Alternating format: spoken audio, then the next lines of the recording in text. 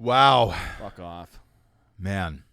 Kobe Bean Bryant.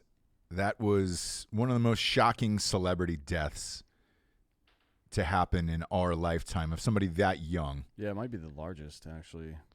Who didn't overdose Yeah. or, die in a fucking hotel bathtub or something like that, right? I didn't believe it. You text me first. You know what I actually found out was I was sifting through Drinkin Bros Sports on Facebook, which is a private group, and if you're not on there, go on there. It's free. Just there's one rule: just don't be a cunt. And I approved that article. Somebody sent it in from TMZ, and I thought it was a hoax, so I just kind of flicked okay, and I was like, all right, cool, whatever, man. Somebody's fucking with somebody today, no big deal. And I thought it was because of LeBron passing Kobe Bryant the night before, and it was just like Kobe dies because LeBron passed him, Didn't read the article. And then I talked to you, and you were like, hey, man, Kobe died in a helicopter crash. And I was like, man, I saw that, but that's TMZ. And I didn't believe it. Yeah, I mean, they fucked up once before, right? With Lil Wayne. So they pronounced him dead and said that, they had already read the last rites and that everybody had already come in and say their goodbyes to Lil Wayne and they were going to pull the plug. Yeah. And that's it. He was dead. And they've gotten a couple others wrong before or way too early where it was just like, all right, cool, man. That's the last source that I'm going to verify anything. Yeah. First source was ESPN. And ESPN didn't have anything. Yeah. ESPN is all Kobe all day. They have a deal with the NBA. I would have thought they would have released it first, but they were smart and wanted to check that source. Then a million texts came in. Again, everybody was quoting TMZ still, and nobody had confirmed it. And then you would hit me up and said, hey, I was with my child. I was out, ironically, playing Pop-A-Shot at one of those Chuck E. Cheese type places. And the New York, I think it was the New York Post, and you were like, this is real now. And I was like, holy shit. Yeah, it's sad. I mean, they're still investigating, but it looks like his pilot got special clearance to fly in like bad weather conditions, and it caused some kind of malfunction or something. They're still investigating, but that kind of makes it worse that it was avoidable. You know what I mean? Yeah, and we have a friend, that's in the LAPD who just said, look, man, the conditions that morning were too foggy. Even we couldn't take off. Yeah. So how he got special clearance and why, I don't really know. Yeah. But he was trained apparently in bad weather conditions. Yeah. And I guess that's a thing where if you have a certain number of hours flying in bad weather conditions, you get some type of special. Yeah, I mean, sometimes like if it was a rescue helicopter or something like that, you know, you got to do what you got to do. If somebody's fucking dying, they take more risk. But this was just like a trip to a basketball tournament, from what I understand. So the parents of the kids that were in this basketball tournament with Kobe's daughter were on the plane. Their daughters were also on the plane, and or on the helicopter. It's one of those things where Kobe's always said this for years, by the way, in LA, that he wanted to spend more time with his family. Therefore, he would take a helicopter all the time to these events. LA is so spacious and there's so much traffic there that, dude, you could waste hours and hours and hours of your days in cars. If you're rich, a helicopter is not that far out of the question. No, it's not that expensive. I mean, for a guy of his... Or just to rent it every day. Yeah. And it's in a lot of people's contracts. So when Kelsey Grammer was doing Frasier, he was the first one high profile that I remember. Is they shot in Burbank. He lived on the beach in Malibu. And he wrote it into his contract that he wanted a helicopter to and from work every day because of the traffic. Look, Range 15. Sean Astin took the helicopter home when we were shooting that movie because of traffic. He'd flown in late and was amped to do the movie. However, when we got out, it was about 4:30, and he was just like, "Shit, I want to go home and see my family." He was a helicopter pilot on there. He talked the helicopter into flying him home. They did. There was a couple, more than a couple, studio execs. Ryan Cavanaugh was one of them from Relativity. He took one to and from work every day. It's very, very common in Los Angeles, and it's becoming even more common in New York now to get to Connecticut, Greenwich in particular. So even that it's something he probably did 5 times a week, just based on the practice schedule and where his academy was that they were going to. It definitely makes sense. I mean, for somebody like that, I would do it if I could. Yeah, for sure. If I was in that, like now, I'm 8 minutes away from here, so I'd be kind of a cunt. Yeah, exactly. To do it now, but if it became necessary, I would and it was within budget, I would definitely consider it, because if you're in New York or LA, you're going to end up spending anywhere from an hour and a half to 3 hours a day in traffic. If you're living in a different town than you work in, when I say town, not city, I mean towns within LA. If you've ever been there, you know how it is. It takes fucking 45 minutes to get anywhere. Yeah. So I would definitely consider it. But the commute he was making in particular, like I've driven that many times. If you're lucky on a Sunday morning like that, probably 55 minutes each way. You're looking at 2 hours there, and he's got 3 other kids and a wife and all that shit. Like, yeah, the helicopter ride is probably from there 12 minutes, 14 minutes, somewhere in there. So if you can do it, yeah, do it. It's not that uncommon. So there's been some people out there saying, oh, well, why was he in a fucking helicopter? He did it almost every single day. There's been a lot more people bringing up this shit comes up all the time. Anytime a celebrity dies, there's this whole crowd of people that tries to juxtapose publicly mourning a celebrity and the lack of respect that soldiers get. And to me, it's reflective of original versus new wave feminism, where it's not enough to be equal. You have to tear the other person down as well. That's not how it works. Like, you don't have to, and people have mixed emotions about Kobe Bryant because of the rape shit back in, was it 2006, I think? Yeah. We'll get into that in a sec. Yeah. But the idea that we can't celebrate both lives at the same time is stupid. That just doesn't make any sense. And it's also, people questioning why you would waste energy on that is a basic misunderstanding of human psychology and your own psychology, by the way. If you're out there and you're one of those people, you just don't understand what you're personally going through. And here's what I mean by that. Particularly in the military and first responder community, but it's not unique to us. A lot of people die. People get fucked up. And, even just as a civilian, your family gets sick and dies and accidents happen. We mourn those things privately or with small groups of people. And then you can imagine the time now that you've done this. You go back out into the world around people who aren't currently in your state of mind when it comes to being in a mourn state, if you want to call it that. And you feel disconnected, right? You feel like nobody understands you. Like, if you only knew what I was going through. When somebody like this dies that's so globally popular, it provides an opportunity for catharsis at a mass level for that. Like, everybody's old emotions get brought up. People who are talking shit are angry and hurt because they lost friends that didn't get the respect they deserved, and that is an issue. It absolutely is. But realize what this is. It's not Kobe being better or more important. It's that more people know him. Yeah. Right? And people are trying to experience this on a much larger level, and it's cathartic for people to be able to say, this is really affecting me in this kind of way, and then it'll lead to other conversations about how, well, this reminds me when my fucking friend died, and then the other person says, yeah, I went through something similar, and now you're talking about it, and now you're healing. You know what I mean? Instead of just being an asshole. Because if your first inclination is to get on the internet and mischaracterize the way that whole legal case went, because I've seen that a lot too. Oh, he's just a fucking rapist. Like, and they keep posting the same conversation you had after the fact, where he said, I thought it was consensual, but from her perspective, it seems like she didn't believe that. After listening to what she had to say, that is an important learning lesson for men in general. Yeah, to understand it. We talked about it with Dakota Meyer, actually, on an episode that'll be coming out next week. Yeah.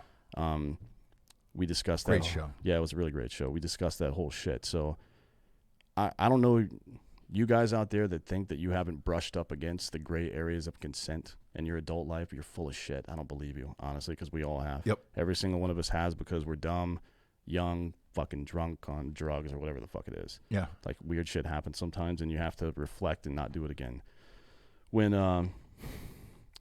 Dan Harmon got hemmed up by Adult Swim, right? Yeah. For sexually harassing this woman at his office, he learned a lesson. The lesson was, I wasn't doing anything wrong necessarily, but because of my position of power, this woman felt compelled, even though I didn't know that, to do stuff with me because she might lose her job or get embarrassed in the industry because you have so much power. Same thing with Louis C.K. Right? But after the fact, that's an important lesson to learn. It's an important thing to talk about. It doesn't help when you're fucking sitting there shouting rapist at people like Game of Thrones, yelling shame at someone right after they and their child just died. Right. Like, you're fucking up the conversation. You're fucking it up. So stop that bullshit. And let's move on and fucking do what normal human beings do, which is what Matt Best always says. I want September 12th without September 11th. Mm-hmm. Let's learn some lessons and move this shit forward without being a dick about it, maybe. Or you can keep being a dick. I don't care. Yeah. But I'm going to call you a dick if you're being a dick. Same. And, you know, I'd made a few posts on my social media about it, and I get some of those comments about, you know, why do you care about him or rapists? How could you support a rapist? Yeah, and I'm just like, man, read the police report. All of those. By the way, everybody got fired from that case. Prosecutors, everybody. They were going for a job. It reminded me when I read it, the same way that the Duke lacrosse report read, where I had a hard time with that one as it was going on. I had a hard time with the Kobe thing, and then once everything actually came out about that and they dismissed the case, because it was dismissed. Mm-hmm. You know, there was a trial, which is infamous because he was going through that stretch of 50-point games every single night, flying back and forth to Denver for it. And it's important to remember that timeline too, by the way. People are mischaracterizing the way this all went down. It wasn't, and I'm not defending any of this shit.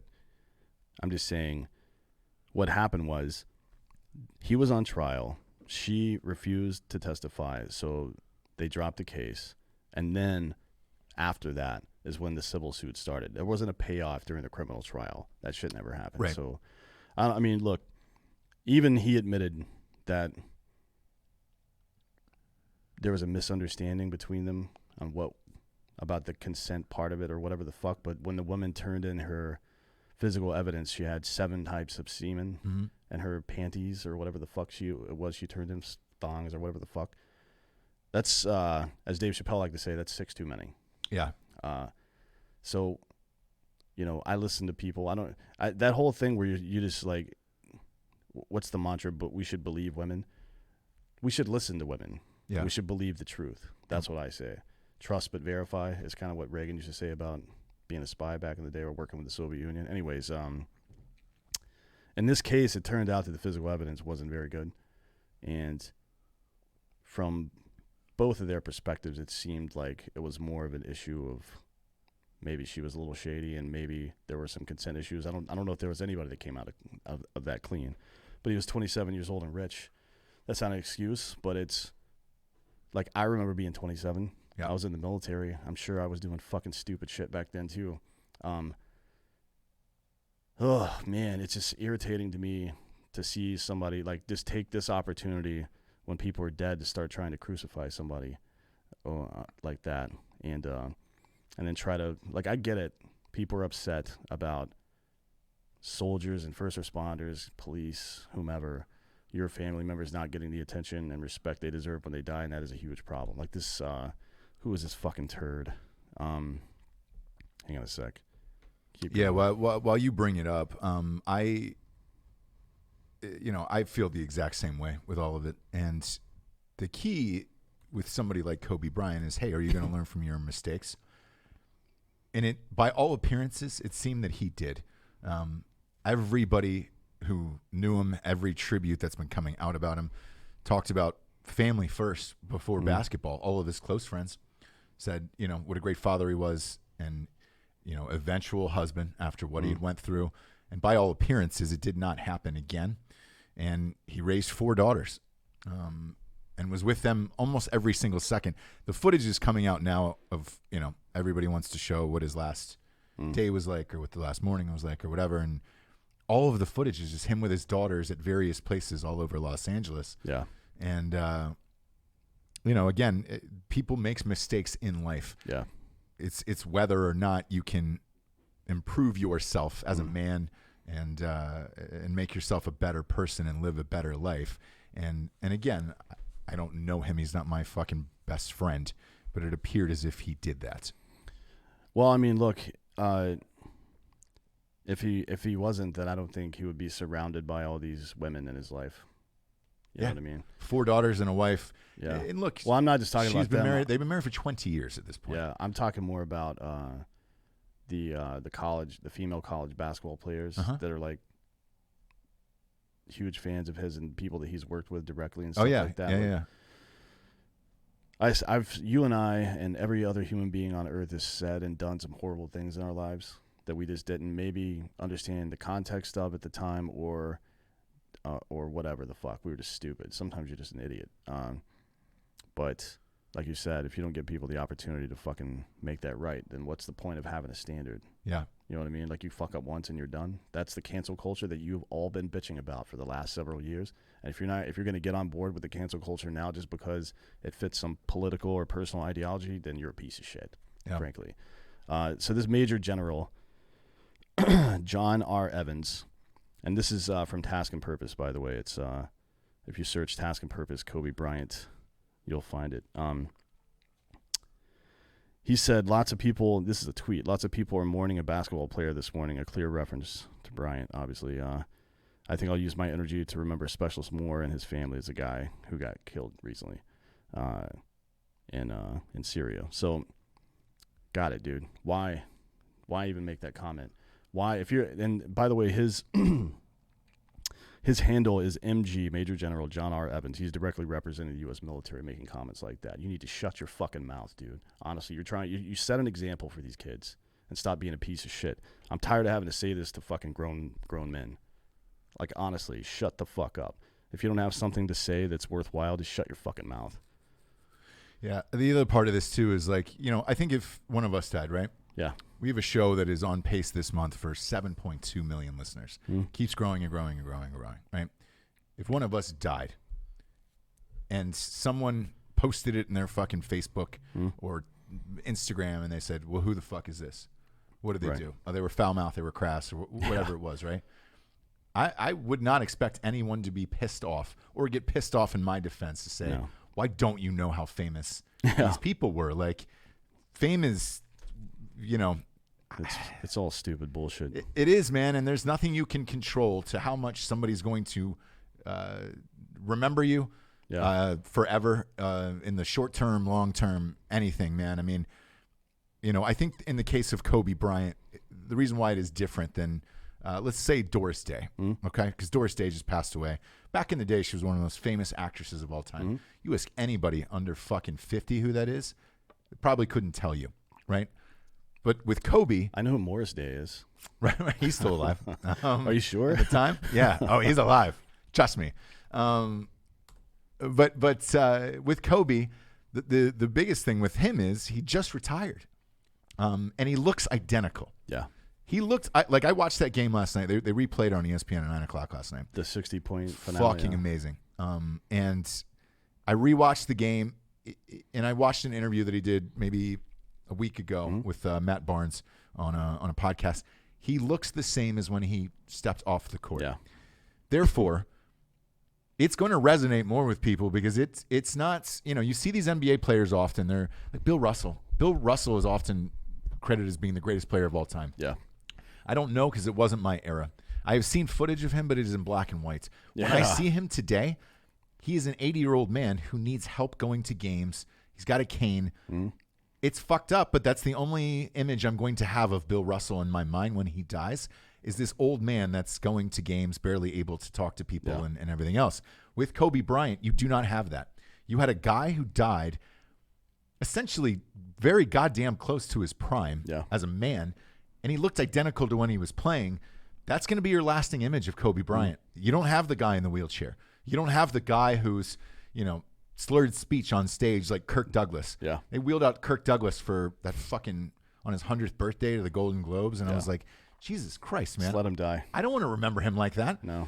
There's other celebrities that purposely go away from public view because they don't want to be remembered like that. Sean Connery is one of them. Sean Connery is not dead, by the way. He is in hiding because he only wants you to remember what he looked like on screen, nothing about today. Gene Hackman is another one. That's what your lasting memory is. And with Kobe, unfortunately, his lasting memory and, all of these photos is identical to what he was playing. It really doesn't look that much different because he just retired, 3 years ago? Yeah, something like that. The last game was in 2016, so 4 years ago essentially. But he looks the same, so that is also going to draw more emotions. It's going to elicit a bigger response out of people because you feel like you just saw him on your TV playing an hour ago. Yeah. And you kind of did. Whereas everybody else gets old and has a chance to die. Michael Jordan, I saw him fucking courtside the other day. He's now in his 50s right now.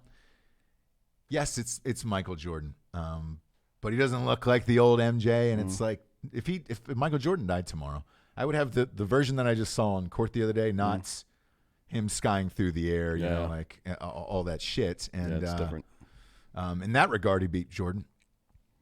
I guess. I mean, well, here's the thing. I saw Tracy McGrady was on yesterday. Yeah. And Tracy McGrady said Kobe always said he wanted to be the best basketball player in the world and die young so he could be immortalized forever.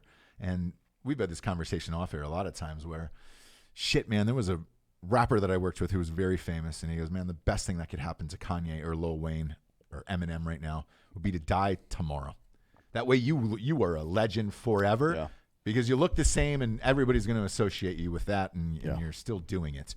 That's kind of what happened to Kobe in this sense. And every picture they show of him on TV, he looks exactly the same as when he died. So, you can't control when you die, how you die, who's going to love you, who's going to remember you.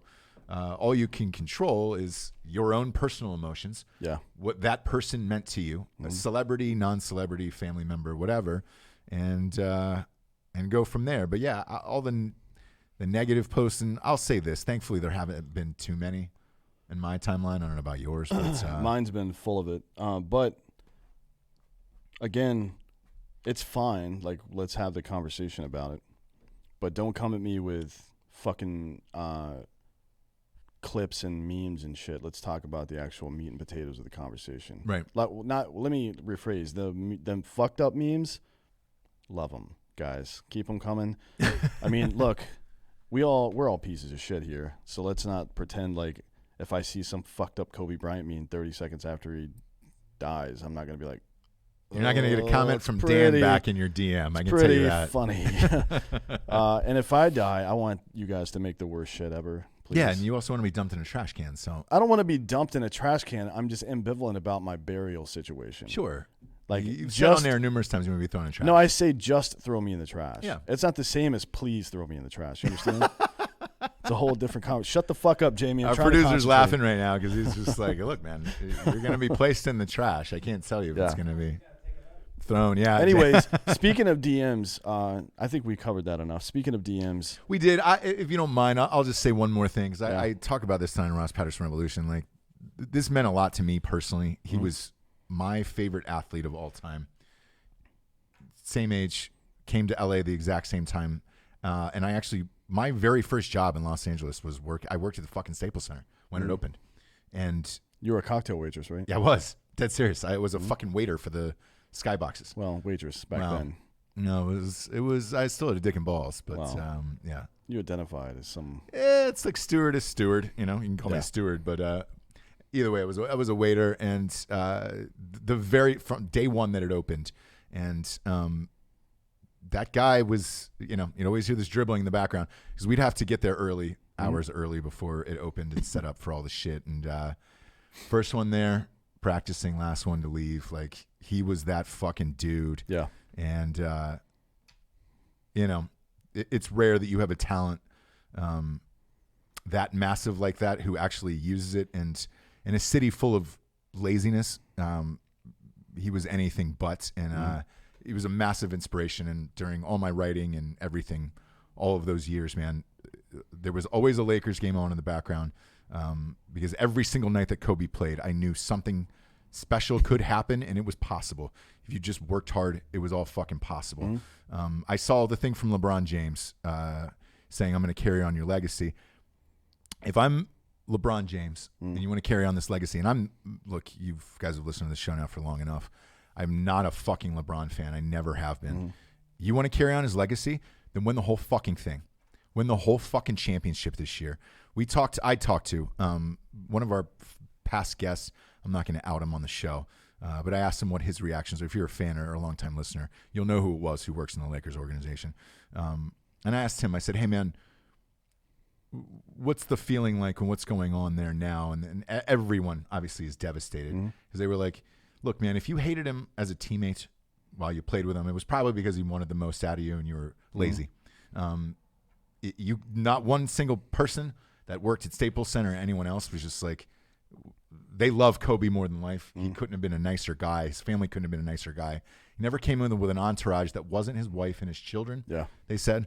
And they also said privately that Kawhi Leonard is dealing with an injury this year.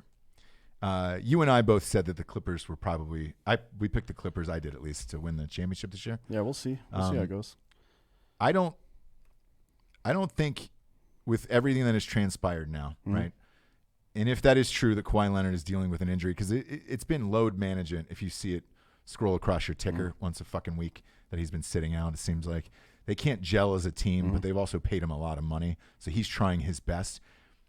Looking at the current structure of the NBA, there is not a fucking reason why the Lakers cannot win this championship for Kobe Bryant. Yeah, I mean, if LeBron stays healthy, having the power of the city behind you like that makes a huge difference. Especially now. Because every fucking home game they play, it's going to be loud as shit, and every away game will be reverent. You know what I mean? It'll take away from their away game crowds. Yeah. Not from the crowd itself, but it'll take away from the anti-Laker enthusiasm a little bit. And that does play a role. I mean, momentum in basketball maybe more than any other sport, momentum plays a big role because it's continuous and never stops. Right. And if you're one of those guys that doesn't, like one of those coaches, Steve Kerr is the best at it, I think, at using timeouts to stop momentum. He's one of the best at it. It didn't hurt to have 4 future Hall of Famers on his team either. Yeah. But, if you're not one of those coaches that knows how to do that properly, because we see guys fuck shit up all the time. Like NBA coaches with years of experience fuck that up all the time. That kind of situation where momentum plays a bigger role will fuck you up. I mean, you'll get lit up in a game like that. That's how the Warriors used to do it. Yeah. Like that's why they had trouble with teams like Denver, because Denver didn't allow big runs, and they had trouble with the Pelicans because who's the coach? What the fuck's his name? Alvin Gentry. Alvin Gentry, yeah. Because he knew that system and he knew how to fucking like play that chess match. But yeah, I mean, you got to think that right now the Lakers are probably the favorite, but a lot of shit can happen between now and June. You know what I mean? It can, but if they're all healthy, right? And if you're LeBron James, you want a lasting legacy. Because to me, you know, I've seen a lot of things that said it's Jordan and LeBron is 1 and 2. Not a fucking prayer, bro. It's Jordan 1. I've got Kobe at 2. And sadly, because I just don't like him as a person, I've got LeBron at 3. But if you want to create a legacy and you're in the house that Kobe built, you're just fucking renting a goddamn 1-bedroom in there for 3 years. Win the whole fucking championship. Well, I mean, you've got to, I think at this point, it's LeBron's got to win 2 or 3. He does, but if he wins this year in the death of Kobe, yeah, that will be an end-all, be-all legendary moment. It'll definitely cement him in the hearts of Lakers fans forever. Forever. Yeah. And when he first got to like LA, he'll retire a Laker probably. Like, yeah, not like the jersey. I mean, in their minds, he'll be like LeBron was a Laker. Sure, you know what I mean. And when he got to LA, there was a lot of fans that were like, "Fuck you, dude." Yeah. This is Kobe's city. Don't come in here and rent just because you've got a fucking production company and you want to do Space Jam 2 and all this other shit. Like, we want somebody who's going to win championships. It was Kobe Bryant who came out and told the entire city, hey, man, I support him. I want him here. I'm excited for him to be a Laker. Now is LeBron's chance to tune it the fuck up. And if he wins a championship as a Laker this year, it would be an all-time fucking championship move. I mean, that would cement his legacy, in my opinion, forever, and that'll put him at 4 titles. Yeah. I can't think of something more emotional in the NBA. Like, stuff's happened with when Hurricane Katrina happened and then New Orleans won a Super Bowl, and what else? I mean, basketball-wise, I was trying to think about it. Like the Hank Gathers thing was the only thing that I can remember where He died right before March Madness. Yeah. And then Loyola Marymount went on that unbelievable run. Yeah, but in the with NBA, Bo Kimball shooting left-handed free throws. I mean, that was amazing. Has it ever happened in the NBA? I can't remember it besides Len Bias dying. But that was but before. that was like that was just like a lottery pick. Thing, yeah, it was a sad thing, but he never played, so we don't know what could have happened. With Kobe was king, man. And this team can certainly win the fucking championship if LeBron puts him on his back and they go get it. I've heard some other things of like, hey, they need one more piece, a shooter. There's a shooter out there. He's in Cleveland. He wants to get the fuck out of there. Talking about Kevin Love? Kevin Love. Yeah. And he's an L.A. kid. He's played with LeBron. They get along great. They were great in that system together. Kevin Love knows his fucking role. He's not a great defender. He's not, but he's... Davis is a great defender. Davis is. And so is LeBron, and all three of them are great rebounders. That would be a very interesting team to watch. Yes. Like, honestly, you wouldn't get any rebounds against that team if all three of those dudes are on the court because all three of them average between 8 and 11 rebounds a game. Yeah. Like, what's left? There's usually each team usually gets somewhere between, 40 and 45 rebounds a game, something like that. That's fucking 75% of a team's rebounds, like right there, just in three guys. And if you're looking, at Eastern teams coming out of the East that could potentially play them, you've got the Bucks.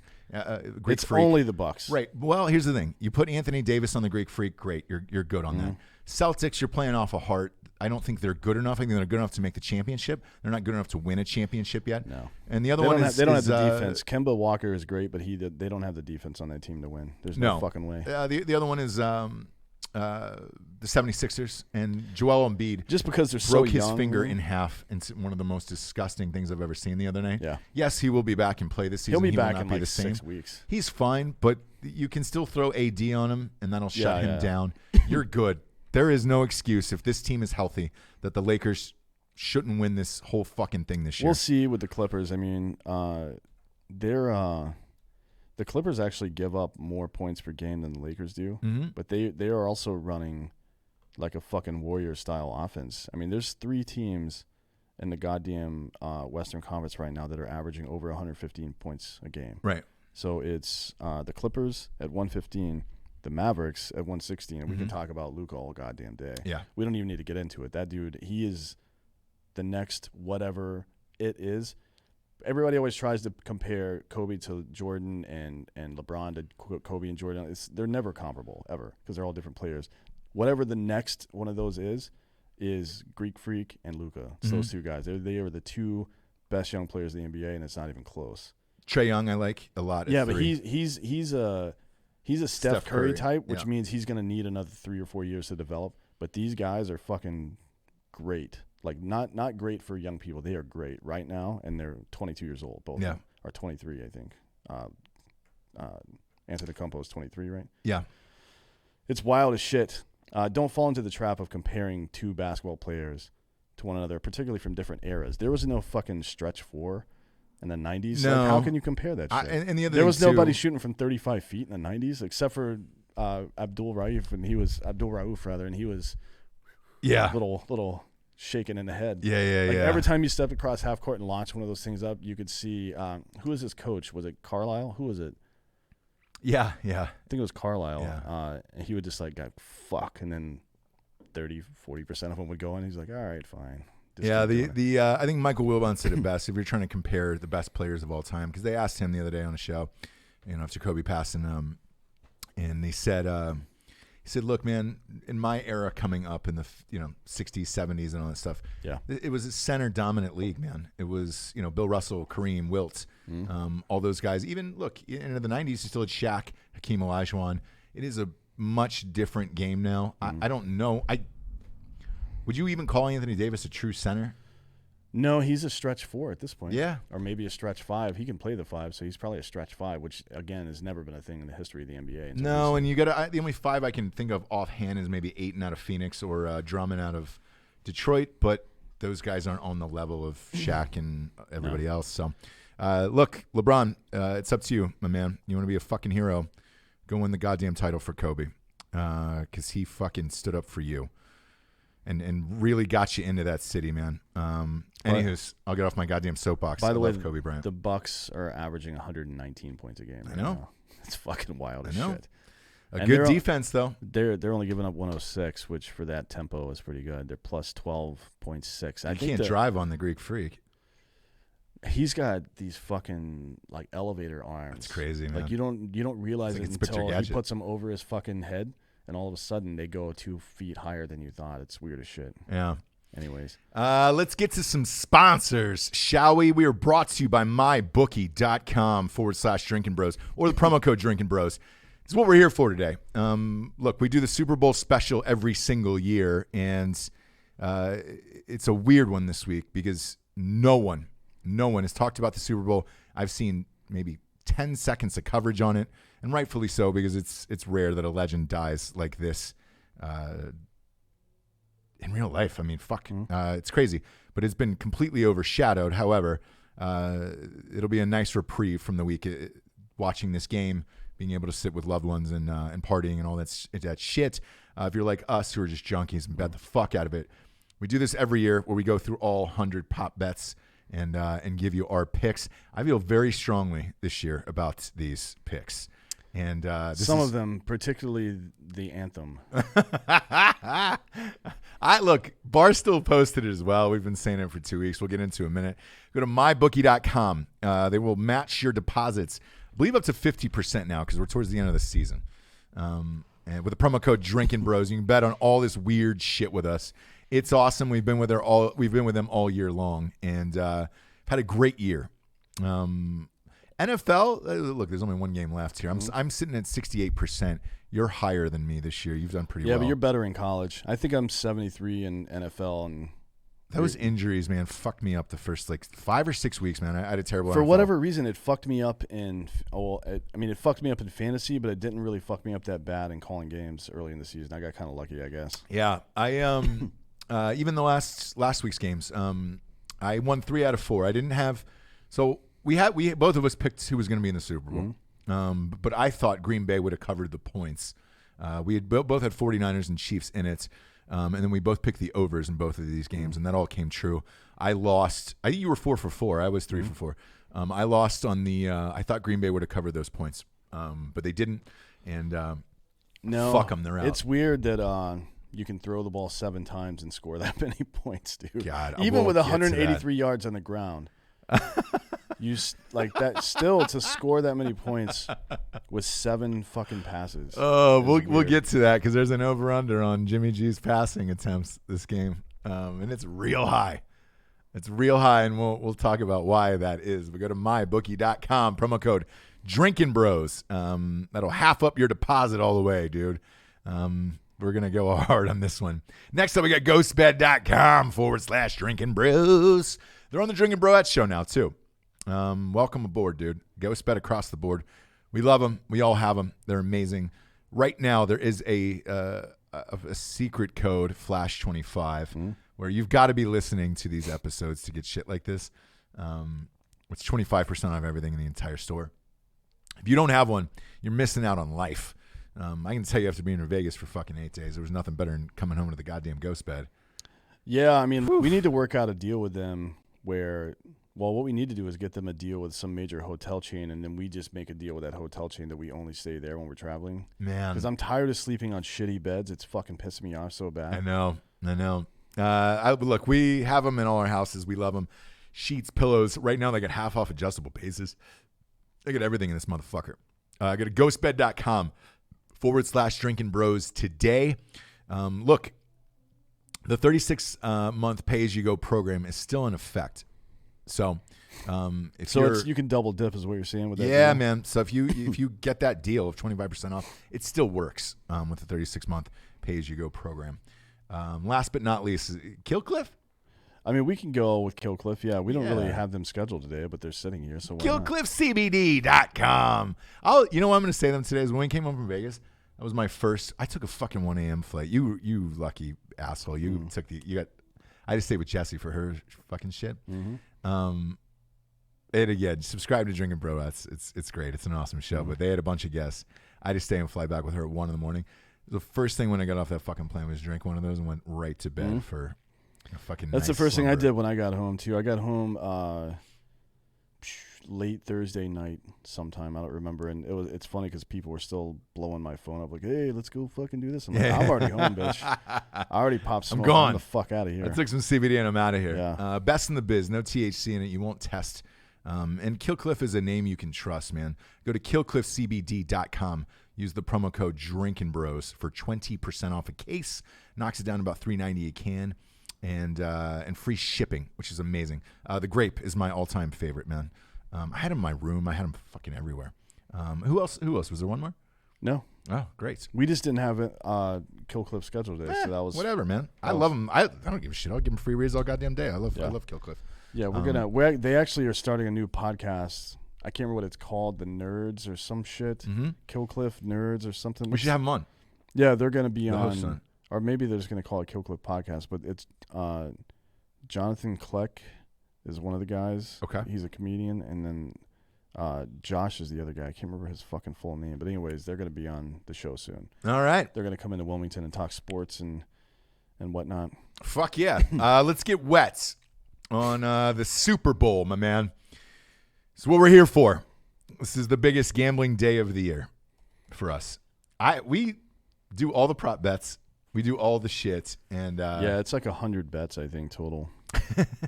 It's stupid. It's always hilarious. So let's talk about the game first and foremost. All right, Chiefs, best offense, and then we got 49ers with the best defense. Mm-hmm.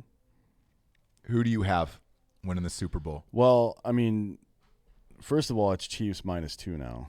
It was 1. Yeah, so it's people are betting the 49ers.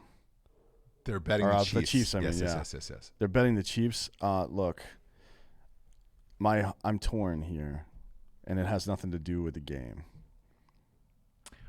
Why is that? Because I want the Chiefs to win. But I know that if the 49ers win, you have to take a shit on the streets of San Francisco. Yes. We've had this discussion in Drinkin' Bro Sports on Facebook. Yeah, I just don't know what to do, man. I want to take a shit on the streets of San Francisco. This is an existential crisis. There's a bunch of listeners who have hit me up and saying, hey, man, fuck you. I want the 49ers to win because I want to see you take a shit in the streets of San Francisco. Understand this. I want to do that for you. I am excited about it. San Francisco has gone to shit for me. Now I want to shit on it for you. Speaking of you, by the way, I wanted to get to this before we got too far into the betting. I've had 3 people ask me if you realize that our producer put a mustache on your fucking logo. Yeah. Okay. Yeah. Just making sure you realize that. It's important to keep things updated, and I appreciate that, Jamie. And look, if it were any smaller, it'd be goddamn close to Hitler. Yeah, you went real close. Like he's a former Marine, so he stayed within the edges of the mouth. That's the reg. Yeah, on that. So it's nice. Yeah, it's full Hitler pretty much. So here's my thoughts on this, man. I watched and again I talked about this earlier. The 10 seconds of coverage that I've seen on the Super Bowl this week, because of the Kobe Bryant sitch. Obviously, they have brought up Kobe Bryant a lot to Pat Mahomes. Mm-hmm. Pat Mahomes has, in my opinion, the opportunity to achieve the same greatness that Kobe Bryant did in this life. The interesting part about his interviews is the look in his eyes that he is going to win this Super Bowl, Pat Mahomes. Yeah, I mean, look. He went up against the best, and we were at that game last year. Yeah, he came inches. Well, it wasn't even inches. It was a minute and a half. They gave, and it was the play calling, really. They gave Tom Brady too long to come back. But, he did everything right to win that game. And their defense is better this year than it was last year. We'll see how that plays out. Yeah. I mean, they have Matthew now. He is a very good addition to that team. Yeah. At any rate, he does seem focused. We haven't seen until this year Jimmy G really win any big games, and he hasn't really won any of them, frankly. And that's not a criticism of his. That is how their team is set up, so it works. Yeah, I mean, look, the only one that I can say, because I was trying to think back on it, and I know 49ers fans out there are going to fucking kill me for this because I've killed Jimmy G all year. The Saints game. I'll go back to that Saints game where it was 48-46 or whatever the fuck it was. It was a great game where he scored a lot of points and threw when he had to throw, and he looked great in that. Now, can he do that on the biggest stage In the Super Bowl, that's a different fucking story, man. The defense. Nick Bosa is all world, man. Watching that kid play, look, it's the same magic that we watched at Ohio State, and we knew how great he was going to be. I think Chase Young will be the same, and his fucking brother's unbelievable as well. But he seems to be the heart and soul of that defense. Already, yeah, which is funny because Richard Sherman's there, and he's one of the better defenders of our generation. He is, but right now, he's getting criticized every game for playing a lot of zone. And staying on one side of the field, right. too, yeah. Because of, look, he ruptured his Achilles and all that stuff. He looks great, but could he keep up with Tyreek Hill and no one Cole on Earth, Hardman? No one on earth can keep up with either. Those are both 4-2 guys. Yeah. So this is not it's not a who's got the bigger balls contest. It's a contest to win the fucking game. Yes. And if Richard Sherman needs to play zone to win the game, then that is exactly what he should do. And people criticizing him for that are fucking dumb. That is retarded. I like agree. the point, as former New Orleans Saints coach used to say, is to win the goddamn game. Yeah. Dude. You play to win the game. Yeah. So, like, what's the conversation here? Or was he the Lions coach? Was it the Lions coach who said that shit? No, he used to coach the Saints. Yeah. Saints, you yeah. play to win the game. Play to win the game. Yeah. Anyways, that is the point. The point isn't to be like, look, man, we lost, but I fucking did my job. That's what assholes say. That's what unselfish people pass. Yeah. Kobe didn't pass much, but anyways. I never wanted him to be honest with you. No, I love seeing Kobe. He took 50 shots. 50 every game. Well, he took 50 shots in that last game. Good for him. Anyways, 60. I loved it. Yeah, I think Kansas City's going to win this game. That offense is too much. Like, there's only so many things you can do to stop them. And here's the problem for San Francisco. When it comes to offense, it's been a next man up situation, and that's good in certain times when you need that to be the case. But game one of the playoffs, it was Tevin Coleman. Game two, it's this other guy, fucking Mostert. Yeah. Raheem Mostert. You don't want that to be. You don't want your go-to offensive weapon to be whomever shows up that day. Yeah. You know what I mean? Yep. That is a fucking recipe for disaster because let's say homeboy gets hurt in the first quarter, or let's say he's just not crisp on his routes if he's a receiver. If it's Michael Thomas or something, you only rely on. We've seen these teams that have a mediocre quarterback or even a good quarterback and one offensive weapon get lit the fuck up. Yep. And especially in playoff games because defense wins championships ultimately. And you might say, well, San Francisco's got the best defense. Yeah, but you still got to score points. And there's no defense out there that's going to stop Kansas City from scoring about 30 points probably. That's what I say. So I'm all in on Kansas City, and you and I purposely didn't talk, and we never do before these big shows like this because I don't want to know the answer, and I don't want it to affect my picks and vice versa. Yep. So if you're out there and you're hearing this and you're like, hey, man, are these guys in cahoots? No. We talk about it live because I don't want to know, and I don't want it to influence my shit. So I've been all in on Kansas City as soon as the spread dropped. It was 1. It is now at 2. I've also been all in on the over of this game, which the over has dropped a little bit. It's 55 right now. Yeah, and it was at 56. I'm surprised. That means a lot of people are betting the under. But I'm in on that as well because I've got this as a 35 to 24 game, 35-28 game. And I've got the Chiefs, man. I'm all in. I just have a really hard time with a guy who throws 7 passes. Well, he threw 8, completed 6 the last game. Yeah. I can't. I mean, but he's going to throw more than that in this game. He's going to have to, you would assume, unless they get up early, which is possible. Yeah. Because Kansas City's defense isn't great. They're good, but they're not great. And they're also they don't exactly stack the box. You know what I mean? Right. But they did. They picked up homeboy, who's the fucking. God damn it! Who's the guy they picked up defensively later in the season? Suggs. Yeah, Terrell Suggs. Yeah. So I mean, we'll see how that plays out. This might be his last goddamn game. You don't even know. So he may be playing out of his fucking mind. It should be. He's 38 years old. Like it should be. You never know with guys like that what kind of performance they're going to turn in. So it'll be interesting to see that. Unless San Francisco gets up early, yeah, that he's going to have to throw the ball more, and that is not good news for them. I look at San Francisco. Emmanuel Sanders is good. Not great. He's not Tyreek Hill. Yeah. He could be, but he's just came to the team. He got traded midseason. He's also older, isn't he? Yeah. Well, He's like he went through an Achilles as well. Yeah. Isn't he 33? Yeah. And then George Kittle's all world. I love watching Kittle play. Kittle's good, yeah. He's great. They use the more they use Kittle like a wide receiver and the less they use him like a tight end, the better they're going to be. Yeah. In my opinion. It's the same way that that the fucking Chiefs use their tight end. Mm-hmm. Like it's the more they use him, like there are a lot of plays that Kansas City uses homeboy like a normal tight end, like those short runs are just like running straight down the field and see what happens. But they use him in wide receiver routes all the time, which is kind of interesting because he's not that fast, but his routes are crisp and he can catch anything. Yeah. Like you could be fucking beating the shit out of that guy and he still catches the ball. So it'll be interesting to see how they come out of the gate. If I'm San Francisco, I come out of the gate throwing. Fuck that run bullshit. Right. And then I back it up with the run. It's almost like pitching backwards, like Greg Maddux used to pitch backwards. Mm-hmm. He would set you up with two-seam fastballs and fucking changeups and shit and then throw a high fastball inside. Glavine used to do the same thing. A lot of guys did it. And it's if you're somebody that doesn't have one of those dominant dominant weapons, mm-hmm.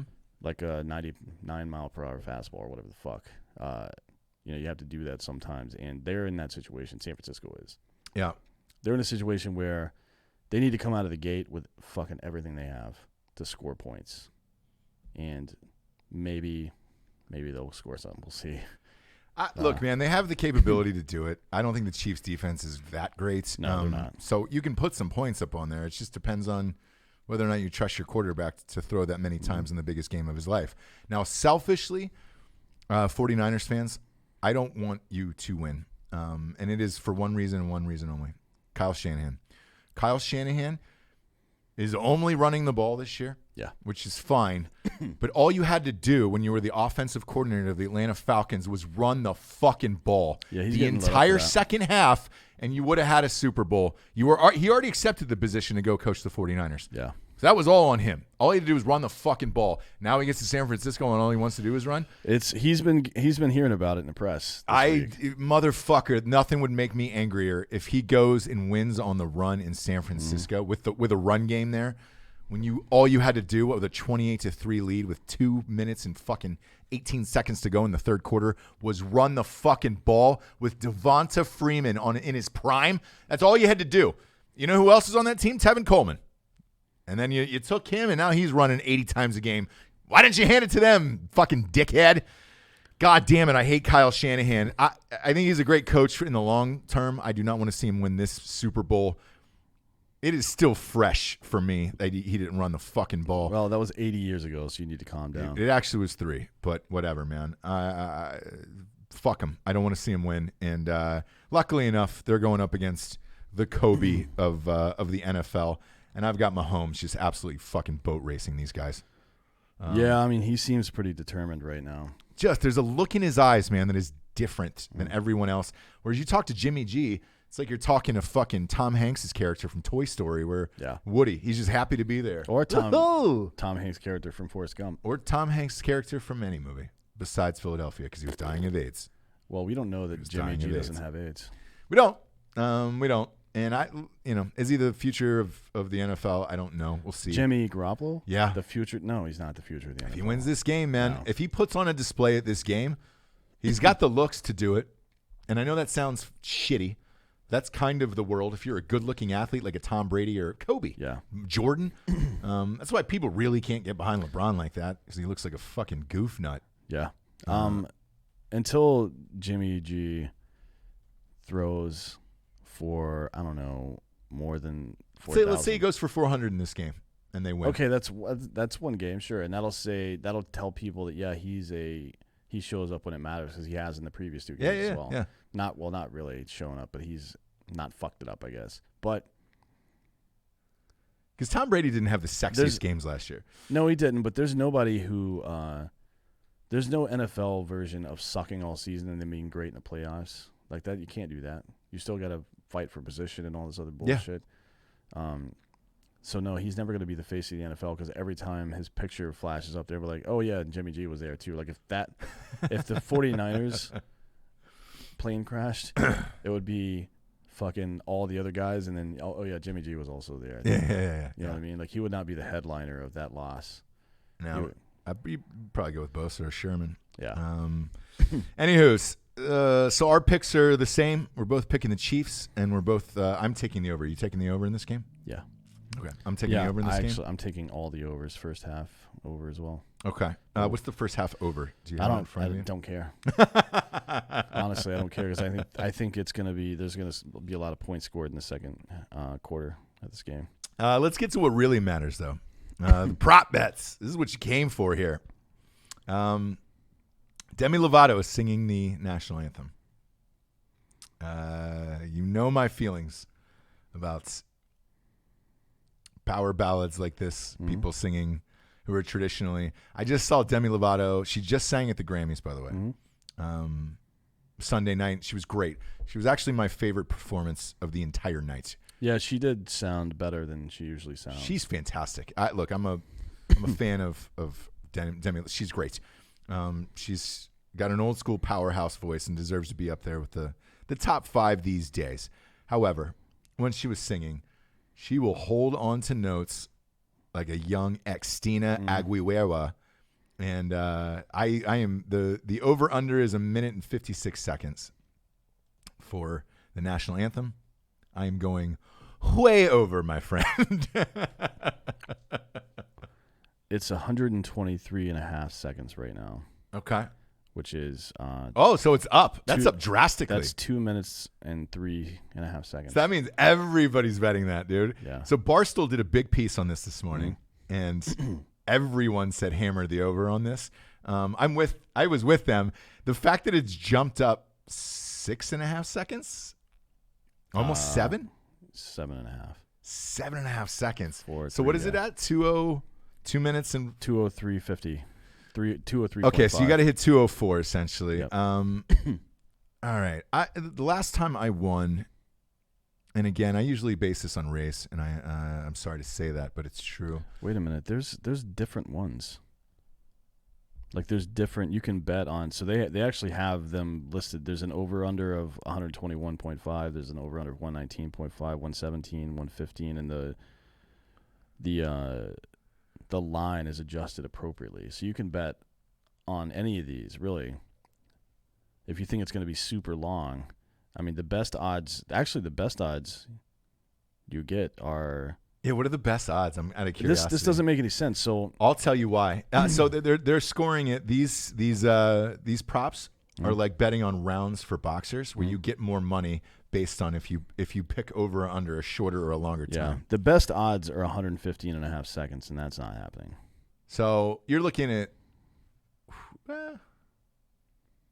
if you take the under on that, that's 1:55. Yeah. If you take the under on that, there's no fucking way I'm taking the under on that. No, it's plus 360 though. If you take the under on that. Oh, don't do that. Don't do it, kids. Then for 117.5, it's plus 280. I'm taking the over.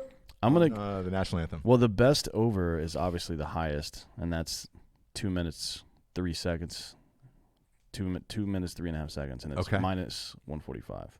All right, I'm taking the over.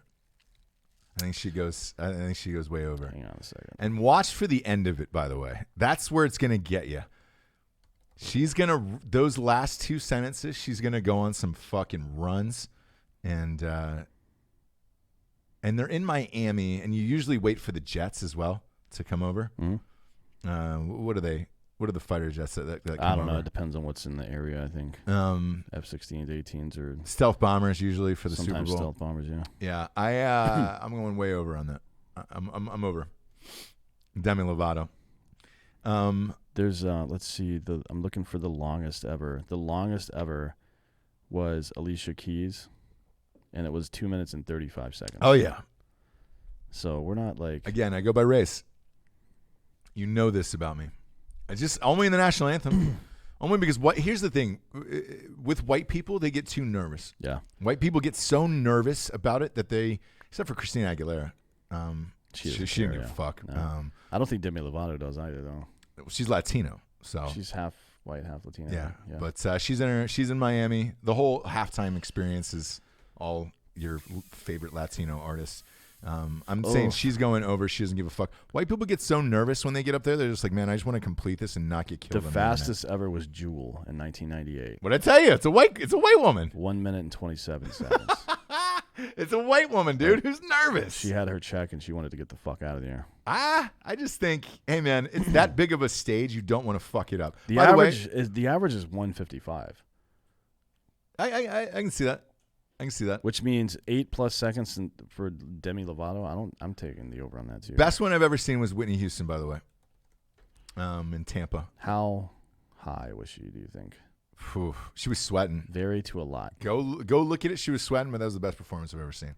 The other bets on Demi Lovato are the primary color of her outfit.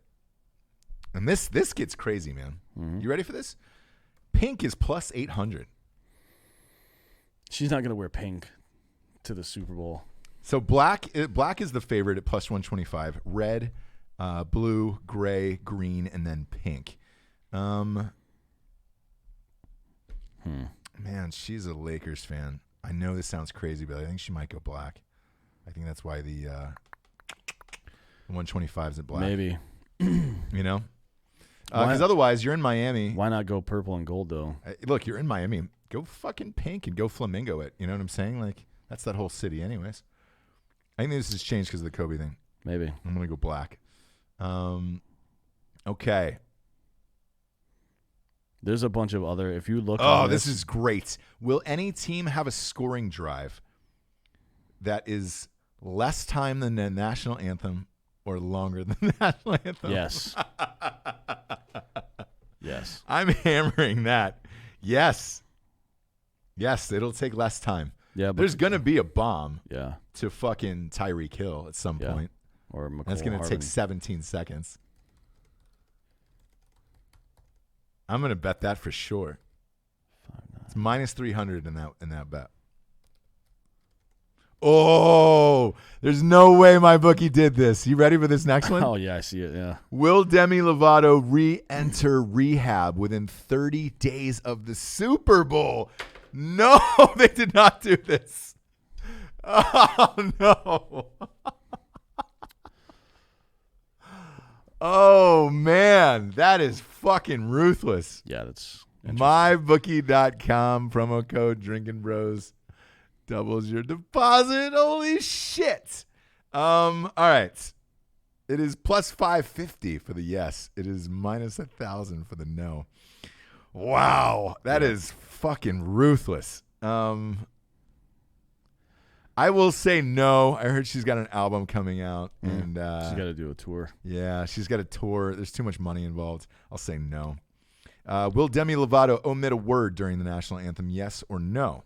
That's a great bet, actually, because usually someone does, and they take liberties with it. Yeah, I mean, I change all the words when I do it. Yeah, you do. Yeah. Like I do the Kazakhstan national anthem that Borat did, and everybody boos me at rodeos. I do this all the time.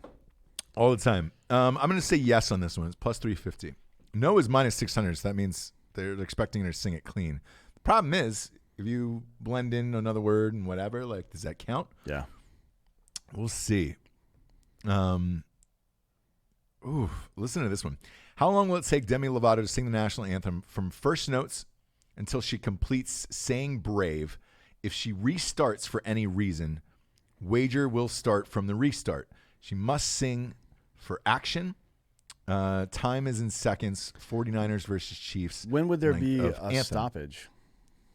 If there was a power outage, so there was a during the Thanksgiving game, there was a power outage during the halftime show, and the band got stuck on stage. I never forget. It was Joe Buck and fucking Troy Aikman, and this band. They were just dead air, and they were left on stage, and they had to restart 4 times, I think, to get this thing going. Well, that was probably better than the Adam Levine halftime show at last year's Super Bowl. Oh, yeah. Yeah. That was terrible, NFL. Don't ever do that again, please. Yeah. Demi Lovato's microphone. On a mic stand? Not on a mic stand. It's a good one. She's not a mic stand girl. She'll take it. I think I'm going to say no mic stand. I'm looking. I typed in Demi Lovato singing, and I'm looking at dozens of pictures, and the only time she has a mic stand primarily is when she's playing a guitar or something. Most of the time she's holding it. Yeah. But who knows what the stage setup is going to look like either. So for the national anthem, you have to walk out to the field. I think she just goes mic, dude. There's no way she has a mic stand. I'm strongly betting this one. I'm gonna say no mic stand. What if she walked out there with a chainsaw instead of a mic? But do it to the tune of. Could you imagine if they let me do it as Darnell Dawkins, guitar legend, just like it did in the movie? It'd be fucking great. Could you imagine? All right, let's go. Demi Lovato's hair color, completely black, or will there be another color with highlights in it? I would say another color. Same with highlights. I think she could go purple and gold with black or something like that. Some kind of tribute to Kobe Bryant. Or maybe for the I like that, or for the Super Bowl teams themselves. Yeah, could be that. Maybe go a little bit of red in there. Will a player take a knee? Not one fucking prayer on this one, my man. That's minus 1,500. You're not going to win shit off that bet. No. But there's no. You would have to be the biggest piece of shit on the face of the planet to take a knee during the Super Bowl. There's no way. Let's see. Will any player raise a fist during the anthem? Negative. That will not happen in this. Terrell Suggs and Richard Sherman. I'd say there's a chance. Would you bet on it though? No. Yeah, I'm not either. No, because I don't know what kind of conversations the league has had with those guys, and also, I would bet no, because there's going to be more attention on Kobe Bryant than there are other issues for this particular game. There's too many eyeballs for this one. Yeah. Let's see. Ooh, this is a good one. 49ers versus Chiefs. Which coach will be shown first? Or, I'm sorry, who will be shown first? A 49ers player or the coach shown first? Chiefs player. Shown where? On television. I know, but like. When the game starts. So when the game starts, so before kickoff? Because the first player. Oh, no, I'm sorry. This is still the anthem. So during the anthem, I like this one. Are they going to show the coach first or a player? Patrick Mahomes. They're going Mahomes. It'll be Mahomes first. It's got to be, right? So you can pick 49ers player or coach, or Chiefs player or coach. You got to go Mahomes first. Yeah, it's got to be Mahomes. And if it is a coach, it'll be Shanahan, though. It's not going to be fucking Andy Reid's fat ass. No, you're right. If they show him, it'll maybe an advertisement for the fucking Waffle House or some shit. Yep. That's actually one of my favorite memes that's going around right now. It's him with his playbook card, like the offensive play card, and somebody photoshopped it into a Waffle House menu. Oh yeah. It's one of my favorites. It's the best. He'll be dead in 2 weeks if he wins. Real fat. Yeah, he'll be dead in 2 weeks if he wins. Length of the last word of the national anthem. The over/under is 5.5 seconds. I'm telling you, this last sentence is where they go the fuck off on that. God damn, I can't stop all day today because I was doing research for this earlier and some last night, and I can't stop thinking of when Fergie sang the national anthem at the fucking NBA Finals. The best to ever do it. Let her do it again. Let her do it ever again. That's one of the worst things I've ever heard in my life. It was like Roseanne Barr singing "Take Me Out to the Ball." Her and Carl Lewis are the worst. Ever. Well, Carl Lewis's pitch, like his throw to home plate, is his national anthem was the worst thing. Yeah, ever. he lost. Remember, he was like, terrible. So over on the last word. So the last word is brave. That's where they usually fucking let it run. 5.5 seconds is a long time for that word, though. That's oof. But it is Demi Lovato. I'm gonna go. I'm gonna say over. I'll say she'll let that run for 6 seconds. No way. Yeah, I'm gonna take that over. Her microphone color, is it black or any other color? Gold might be the only one, but why would it be another color? Sometimes they go gold. I'll say it's black. I'm gonna go black on that one. Yeah, I'm not. Demi Lovato, what she will wear: skirt, shorts, dress, gown. any other type of bottom wear. Go. I'm going to tell you this, man. I actually know a lot about Demi Lovato. Go any other type of bottom wear. I think it'll be some form of pantsuit sitch that she's wearing, and I'm going to say it's black, and I'm going to say it's a pantsuit. We're still in winter. Well, it's in Miami, but it's in Miami. She's a pant. When I say person. it's still winter, I mean workout phase wise. Right. But she's also getting ready to go on tour, so she might be pretty tuned up right now. It's hard to say. Like, if she's going to blast her Latina roots, she's going to be wearing a skirt of some sort probably, right? She doesn't – how do I word this carefully? She doesn't have that figure for that necessarily. I am going definitely on the bet is any other bottom wear. Yes, I think she's going to be wearing a pantsuit. You're going dress or shorts or – Well, I mean, she most of the pictures I've seen of her, she's wearing a pantsuit, so – yeah, I guess that's probably the safe bet. Now here's your first halves. So first half the spread is a half a point. Man, I'm gonna bet that too, man. 49ers Chiefs half a point. Yep. I think the Chiefs will be up at halftime, don't you? Yep, I do. Yeah. The over under is 27. God fucking damn it. Yeah, I'm taking that too for sure. So that's only 2 touchdowns apiece in that, right? Yeah, I think it'll easily be a 14-14 or a 17-14 game. Halftime. Maybe 21-7. Over. So, yeah. Yeah, I mean, I agree with that for sure. I'm going all of those. I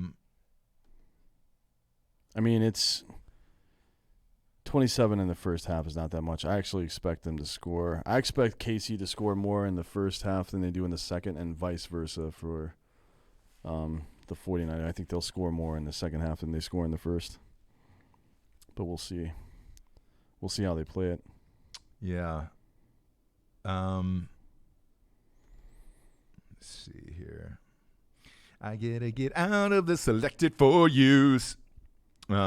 And go back to the thing because shit. Well, the next one I see is will Joe Montana toss the coin? Ooh, it's a good one. Yes is plus 200. No is minus 300, which means they think he's going to do it. Or they think. That's plus 200 for just one guy. That's a pretty decent line. I'm going to say Dan Marino. I'm gonna take other than Joe Montana. If I was Marino, I would tell him to get fucked, man. Never fucking won one. No, but he's the only guy who is from Miami Dolphins. But that would kind of, to me, be like if I don't know, if you were in the ROTC and somebody threw a veterans party and you showed up. You know what I mean? No offense to Dan Marino, he's a great quarterback, but never won a Super Bowl. So yeah, Joe Montana won 4, so it's like a whole different ball game. I'm gonna say it's Dan Marino. I think they're gonna give him something since he never won a Super Bowl. It'd be awesome if it was him and Jim Carrey.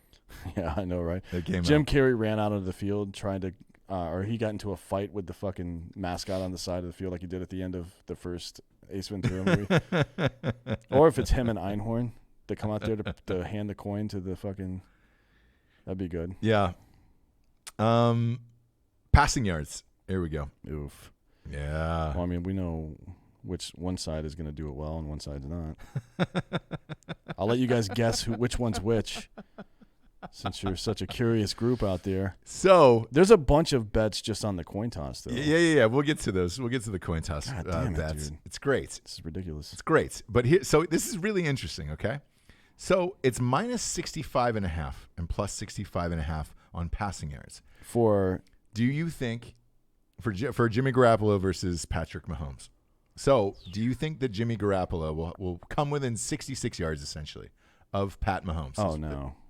I don't either. No fucking way, dude. I don't either. But surprisingly, the odds are pretty good on each, where you're just like, all right. Well, I'll bet that for sure. There's no fucking way. Completions, plus 6.5, over under, for how many does Mahomes and Garoppolo come within 6.5 of each other? Really? Mm-hmm. Mahomes is probably going to have somewhere between 25 and 35 completions, right? Yes. Somewhere in that range. That's what I think.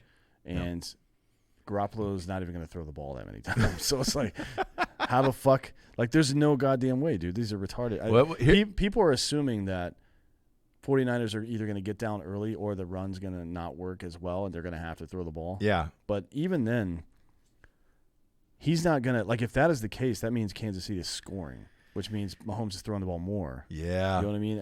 I don't understand. I mean, look, man, the rest of these are crazy too, man. Oh, the passing touchdowns. It is a half between Garoppolo and Mahomes. That seems crazy to me. That's basically a pick 'em. I mean, that's not the case. No. I think Mahomes has way more passing touchdowns than Garoppolo in this game. Yeah, I'd say Mahomes probably throws 3, and I doubt Garoppolo might throw 1. I got 4 for Mahomes in this game. We'll see. Depends. So even if it was 4-3, which is a lot. Yeah. Who will throw the first passing touchdown? Jimmy G or Mahomes? I'm obviously going to say Mahomes. I could see it being another offensive player on the 49ers before Jimmy G.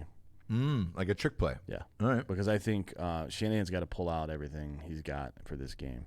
Like, right? Don't wait. I hate when teams wait until the end to do their fucking shit. Like, no, dude, come out with both barrels. Throw your fucking haymaker up front and see what happens. Like, yeah. Get ahead, because it matters to get ahead in a game like this. Yeah, you want a fast start, definitely in the Super Bowl. And I also hate when teams play really great defense all game and then go into a prevent defense and get fucking smashed. Like, it's stupid. It doesn't make any sense. Yeah. Play 2 more minutes of really good defense like you've been doing for the last fucking 38 minutes and then move on with your fucking life.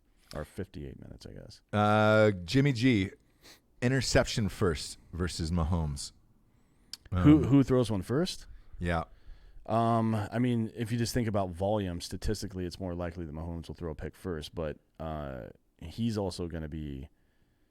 I think Mahomes. I think that they're going to try to get him moving around a little bit and get him out of the pocket early, probably to the opposite side of the field of Boza. Which means he's going to be throwing on the run, and he doesn't. He throws more picks getting hit in the pocket than he does on the run, because he just sees the field better that way. Plus, he has several different arm angles that he throws from when he's running that he doesn't throw from when he's in the pocket. I would say it's really unlikely that he throws a pick that early. I think if he throws picks, it's probably going to be either late in the half or late in the game. So I'm going with Jimmy G throwing an interception. I don't know about this bet at all, because I don't think either one of them are going to throw a pick. I do. I think Jimmy G's going to get nervous and throw one. He might get nervous. Yeah, he could, I guess. It depends on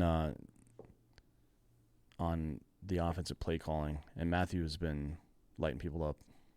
By the way, don't sleep on Sorensen from San Francisco. Strong safety over there. He's been fucking. If you've watched the last couple of games, he's been in the middle of like every major defensive play they've had. He's been standing there. Yeah, and by the way, it's not as if 49ers aren't great. I just, man, the Chiefs' offense. Well, Jimmy G's not great. Like, there's no objective measure that you can call him great by. None. He threw for 3,980 yards. But he completed 6 of 8 passes. Yeah, I know, right? For 76 yards. So rushing yards. 20 and a half is the over-under. That's Mahomes will have more than – you think he'll have more than 20 and a half rushing yards than Jimmy G? Does Jimmy G run the ball ever? No. So, again – I think Mahomes – yes, I'm betting Mahomes in this one as well. Now, here's where it starts to get interesting, 49ers fans. Mostert's yards. I'm sorry, I said 49ers. Sorensen is a Chief. Oh, yes. I don't – just wanted to correct that before we move on. Anyways, yeah, keep going. But anyways, again, my point is that the 49ers still have a great team. It's just I believe in the sex of Mahomes. This one's a good one here, 49ers fans. Mostert rushing yards, 28.5 versus Damian Williams rushing yards. So he's expected to have – do you think Mostert will have more than 29 yards rushing essentially than Damian Williams? Well, he's certainly going to get more attempts. Is he the guy that's starting the Super Bowl is the question. I have no idea. I don't either. What's Tevin Coleman's status? I don't know. I said he was out based on that shoulder injury. But he's listed as questionable right now. Right. And Breida's in there. Matt Breida's healthy. Yeah, 4 days ago, Shanahan said that he got favorable MRI results. But there haven't been any updates that I can see since then. Look, if I'm Tevin Coleman, I'm playing. But, man, That's tough. Do you remember that game that fucking Emmitt Smith played in where his shoulder was dislocated in the game? Yeah. And he just kept playing, and like he was stunting and doing like fake halfback dives like for play action and diving, like slamming himself. I'm like, what the fuck is wrong with you, dude? How did Drugs, homie. Yeah, I know, it's tore it all. How did that guy end up playing 16 seasons though? I'll never understand. It's a fucking animal, dude. People weren't pussies, and you got pain pills. Well, drugs, yeah. Yeah, that moved helps. on with your life. This Mostert bet's a hard one for me because I don't know if he starts and plays the entire game for something like this, whereas Williams will. Unless he gets hurt, yeah. I mean, look, you've got the 49ers. If Coleman can do anything at all, he's going to be in the game for some of those snaps. And then again, they have Breida and Breida and Coleman, yeah. maybe. Next one is does Kittle have more receiving yards than Travis Tyreek Kelce? Hill? Oh, no. And it's, by the way, it's plus 1.5 for Kittle. No. So, look, he's their only offensive guy.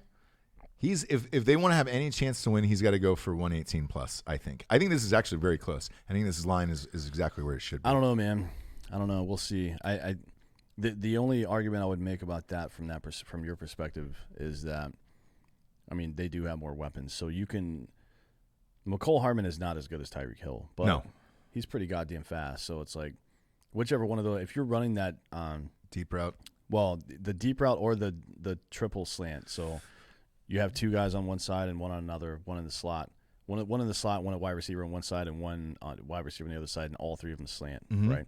If you run that play and you can hit either Hardman or Hill, like – it's who's open, right? Sure. So it's San Francisco doesn't have that. I mean, I guess they could run that play with Debo Samuel and Emmanuel Sanders and like Kittle, because they do use Kittle like a wide receiver frequently. But I don't know, man.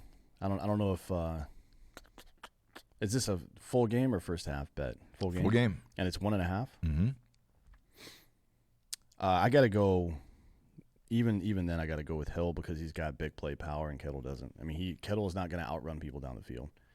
No, but he's their only option. So I wouldn't be surprised if this was close. I'm going to lean with you and go Hill as well, just because he'll probably get 7 to 8 catches in this game. Close one. I like that. I like this prop bet. Next up is Kittle versus Travis Kelce, and that's 1.5. I'd go Kittle on this one. Yeah, it's got to be Kittle. Although fucking Travis Kelce, man, he's great. Look, their Chiefs are fucking loaded, man. He's great. He might end up being Kittle is going to have to be their savior if they're going to win this game. Yeah, for sure. I mean, he's going to have to make some plays. I think that Travis Kelce is one of the best tight ends I've ever seen. Yes, so far. Yeah, I mean, he's 30, so he kind of got a late start. I mean, they didn't use him the same way they did now, but he hasn't. He's had like 4 great seasons in a row now, and it's only going to get better for him, I think.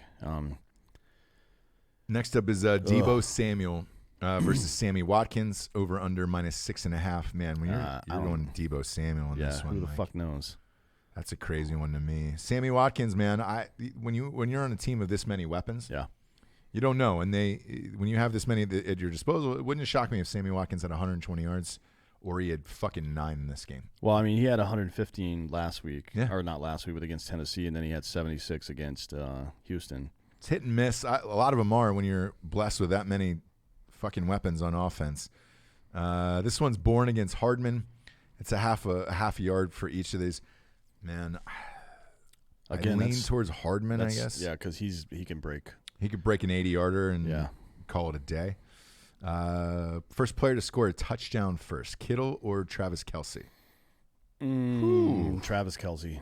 I think he scores the first touchdown of the game. I agree with that, actually. Hit the head. Yeah, I agree with that. Yeah, he's the guy that's most reliable in this type of format if you're going with these prop bets. I love George Kittle, and I think he's probably the future of the NFL as far as tight ends go. And he is fun as shit to watch. But Travis Kelce has always been the safety net for Mahomes these last 2 years. So I lean in the Travis Kelce land, but both of these tight ends. I mean, fuck, man, it's hard to remember a game of this magnitude where you have two great tight ends like this. Usually, the tight end for one of these teams is so slanted one way or the other. I mean, last year it was Gronkowski, and he was the difference maker for the Patriots. This year, you've got literally two of the best tight ends in the league with Kittle and Kelce. But I lean with you, and I'm going to go Kelce. Next up, we got player to score a touchdown first, Mostert or Williams. There's no way it's going to be Williams. I would lean with Mostert. I could see a dump. I could see a 5-yard dump to Williams. Maybe, but that's a broken play for them because they don't really run that much. Yeah. They have so many goddamn weapons. They don't need to run that play that much. And if they're like, I think the Chiefs are most likely to score from 20 yards out the first play of the game because they're going to be trying to set the tone. I don't think it's going to be a fucking 7-minute, 85-yard drive. Yeah. So having the first touchdown from them be their running back seems unlikely to me. But Mostert is the most likely person, other than maybe Kittle, to catch the first touchdown of the game for the 49ers. Well, right? Speaking of that, that's up next. Mostert versus Tyreek Hill. First one to score a touchdown. That's a tough one. Shit. I guess it depends on... I mean, obviously everything depends on something, but I'm curious. Well, if you're going Kelce, right, Yeah. which I agree with, that Kelce be the first to score. If you're going Kelce in that, then it's going to have to be your second TD. So Yeah. I would probably lean towards Mostert on this one. Probably, yeah. I mean, I'm very curious to see what the 49ers are going to try to do here defensively. Are they going to put a spy on Mahomes? Mm-hmm. Or are they going to fucking blitz like crazy and try to throw him off? Or I have no idea what the fucking deal with this is going to be, but I don't know. It's a tough one. I don't know. The next one's a tough one as well. Kickers. Player to score more points, Robbie Gould or Harrison Butker for the Chiefs? Butker, come on, man. I mean, Gould is a better kicker. The 49ers may end up kicking more field goals. Yeah. I guess. Yeah. I could see that, but I don't know. First field goal first, Robbie Gould or Harrison Butker? The first field goal? I'm going to say Robbie Gould. Yeah, for sure. Yeah. It's got to be, right? I think so. I definitely think so. By the way, on my bookie also, there's a million election props already up. We should do a show next week. I was just thinking that. On those election props. God, there's so much stupid shit in there. It's crazy. It's fun, though. Super Bowl MVP. Look, Pat Mahomes is the favorite. He's a plus 100. Look, that means you got a shot at winning some decent money. Yeah. Jimmy G is second. That's surprising to me. Yeah, there's no fucking way it's going to be him. Mostert is third at plus 700. If you're a 49ers fan, I think you would probably throw some money on Mostert.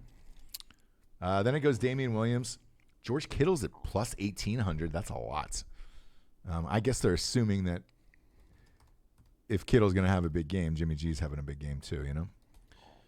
Yeah. I'm going to look at the list of recent Super Bowl MVPs, but I'm pretty sure it's all quarterbacks or wide receivers. Yeah, I'll go down the list while you're looking that up. After that is Damian Williams, George Kittle, Tyreek Hill, Travis Kelce, Nick Bosa is at plus 1,600. Debo Samuel is at plus 3,000. Emmanuel Sanders is at plus 6,000. Man, there's some fucking... It's mostly quarterbacks, almost always. Yeah. But last year was Edelman. Von Miller won it that last year that Peyton was there. That's right. That was a defensive game. Malcolm Smith won it for the Seahawks Yeah. that year. But and then before them, Santonio Holmes, Hines Ward, Deion Branch were the last three non-quarterbacks since 2004. So it looks like obviously quarterbacks have the advantage. Yeah. Like you have to do so much on defense. Look, there's a good chance that somebody like Sherman or fucking Bosa could win the MVP. Bosa's a plus 3,000, man. Yeah. I might throw a little kitty on that just to do it, man, on Bosa. That's not a bad bet. Because he could end up with 80 sacks Because in this game. if it ends up being a defensive game like that, then he is going to be pretty involved in it. Yeah. Like, I wonder what there's like if you're thinking about it as a voter right now. What's the threshold for points that you would consider giving in a team in a game like this where, look, obviously the winning team is going to get the MVP, but in a game like this, let's say the 49ers end up winning 35-34, they're not going to give it to a defensive guy probably. No. But if it's like 23-21 or something like that, I would say you have to give it to a defensive guy. Yeah. Because it's the best goddamn offense maybe that we've ever seen in the Super Bowl, right? So I don't know. With that one, I lean towards Mahomes. I do too. It's plus 100. That's not a bad bet. But this isn't one of those where you're fucking betting against yourself either, because there's so many options. Like, you can make multiple bets here. Look, I'm take some risks. I'm gonna take Mahomes and I'll take Bosa. Like, I could see it being Kittle or Kelsey too. Coin toss. Heads or tails? Tails never fails, right? I'm going heads, my man. I'm going heads on this one. Next up, 49ers win the coin toss or the Chiefs? I would say that the 49ers probably win. I do too. I don't know why. I don't know why either. Winner of the coin toss wins the Super Bowl. I say no. No. Because I think it's going to be the Chiefs, and I think the 49ers will win the coin toss. The team or player will correctly call the coin toss. It's a good one. I don't know. Somebody's got to do some analytics and find out how Jimmy G usually calls. Is he the guy that calls the coin toss? Probably. He's the goddamn quarterback. I would say it's Richard Sherman, I think. He's smarter than Jimmy G. Yeah. He's a Stanford graduate. Yeah. So maybe he knows the odds better. I mean, technically the odds are 50-50. I think he calls it, yes. I'm going to say it's Richard Sherman. Like with a standard quarter, the odds are slightly in favor of tails because that side of the coin is heavier, I think, or some shit like that. Mm-hmm. But with these coins, like they come out with a specialized coin. Yeah. Right, for this, Yeah. and they don't. It's not like they give it to an engineer first and say like, "Oh, flip this 7,000 times to see how it lands." You know what I mean? Yeah. It's just bullshit. It's each team's logo or who the fuck knows. Super Bowl halftime odds. Here we go on the performers. Will Jennifer Lopez or Shakira have an outfit malfunction? No, I don't think that's going to happen anymore. Not in the Me Too era. That shit's over because. I mean, I hope it does. It'd be great. Not because I want to see either one of these people naked. Like, you could go see either one of them naked right now if you wanted to using the good old internets. Yeah. But I just like the drama. I loved it when that shit happened back, and it was so funny to me. Everybody's like, "Oh, fucking nipple!" It's a nipple, dude. Calm the fuck down. It's more than that. It's like a lifestyle. You could literally make a TV show about a specialized police unit that deals with rape and child rape and murder specifically, and call it, I don't know, SBU, and put it on TV for 20 seasons, but you can't show one goddamn nipple? You're kidding me? It was a pierced nipple. Do you remember it? Yeah. She's a great nipple, man. She's leading the league in nipples. She's got Janet two. Jackson, dude. I get it. There's no fucking way there's going to be a wardrobe malfunction here. I agree. This next one's a strange one. Will Jennifer Lopez and Shakira kiss? It's not strange because Madonna and Britney, that's what they're talking about right here. I get it, but that's a long time ago, and I don't see. I think both of them are representing the culture, and I think that would be really fucked up, probably. I don't think they're going to do it.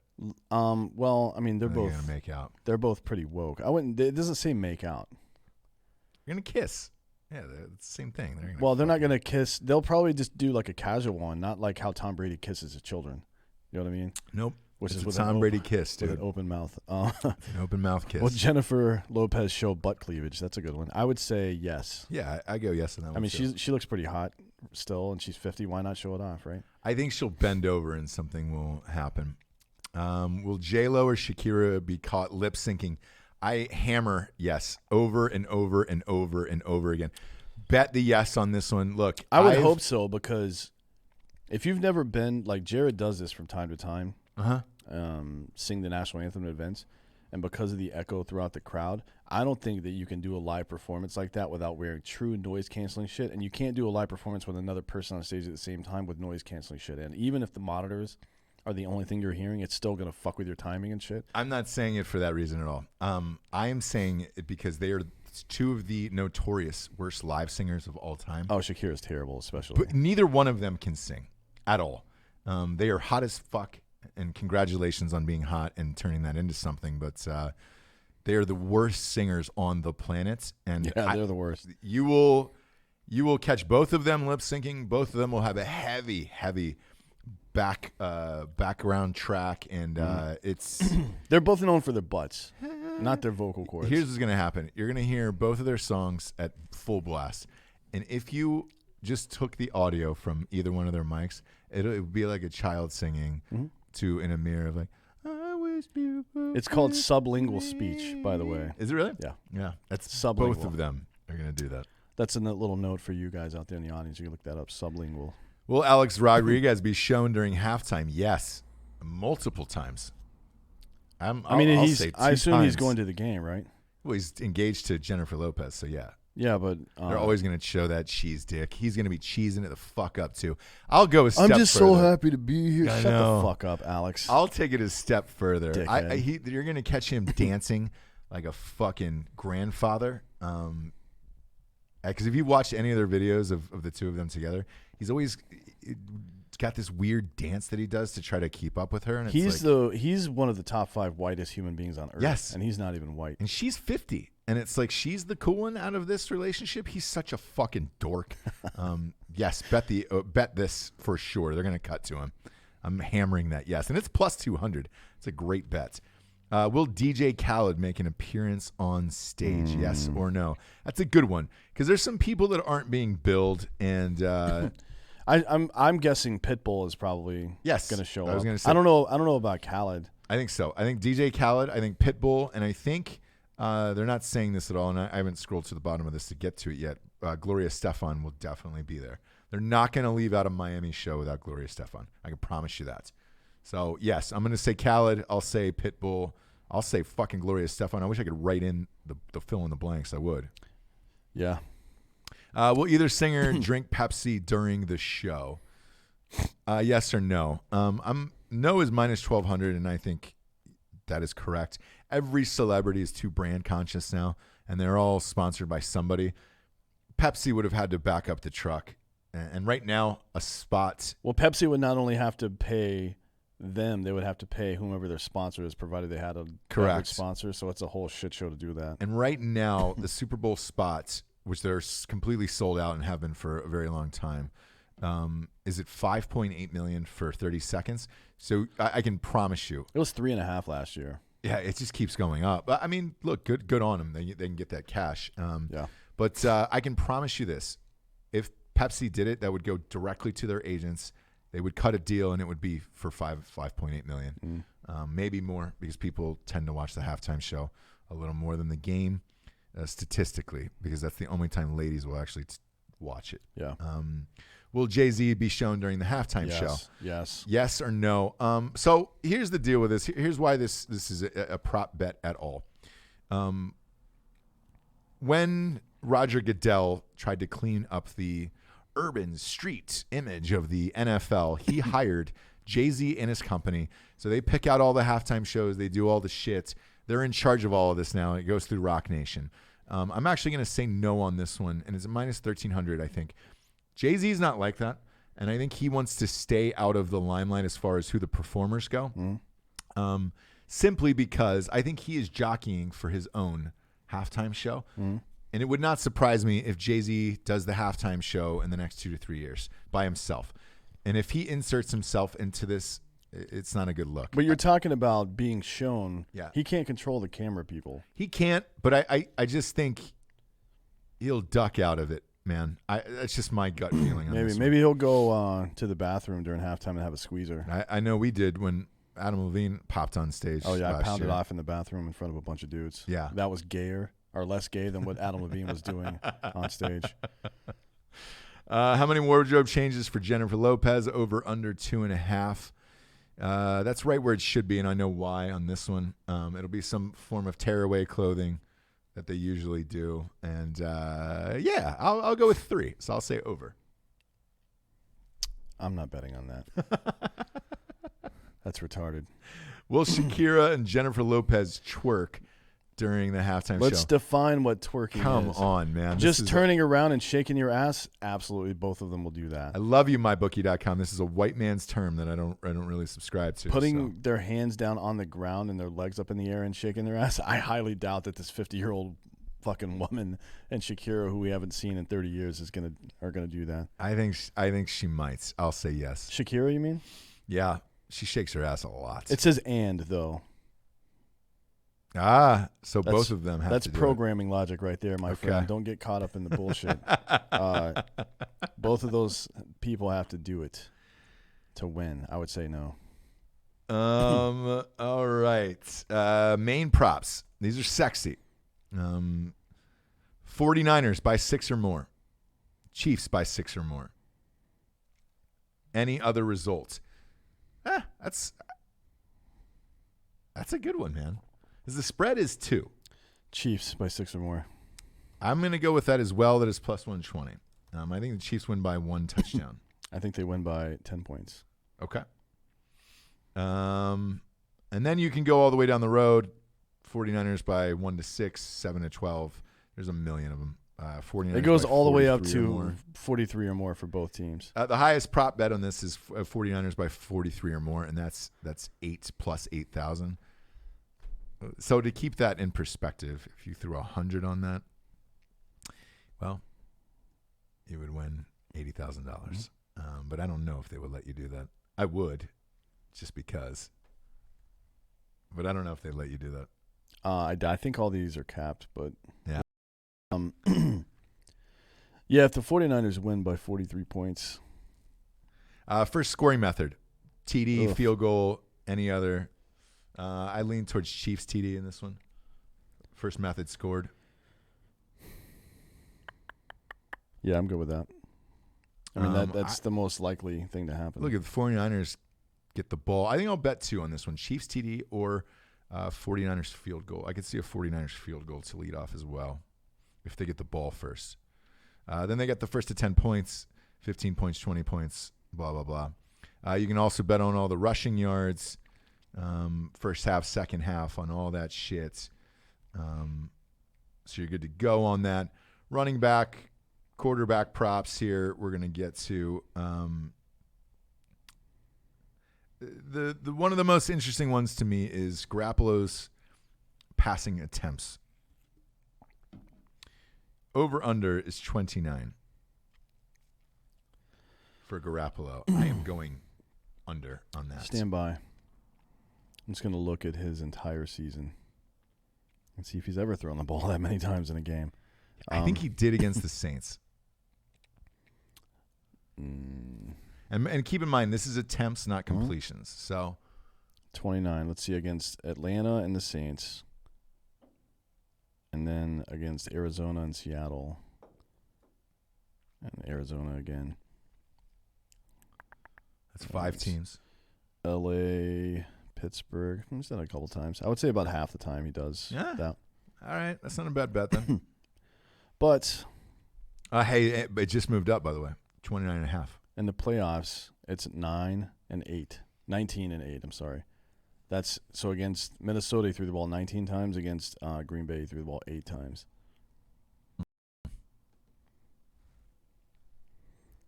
I'm looking at teams that have good offenses, like New Orleans. He had to throw the ball more. The Rams, he had to throw the ball more. But otherwise, it's kind of all over the place. Like By the way, there's also a bunch of weird prop bets here. You can bet on Super Bowl players against other sports that day. I'll let you guys go through these because there's a bunch of them. But like birdies from Phil Mickelson versus TDs for Pat Mahomes. That's weird. There's a golf tournament that day. There's Golden Knights versus the Predators game. Matt Stone for Vegas. Points versus will he have more points or will Jimmy Garoppolo have more interceptions?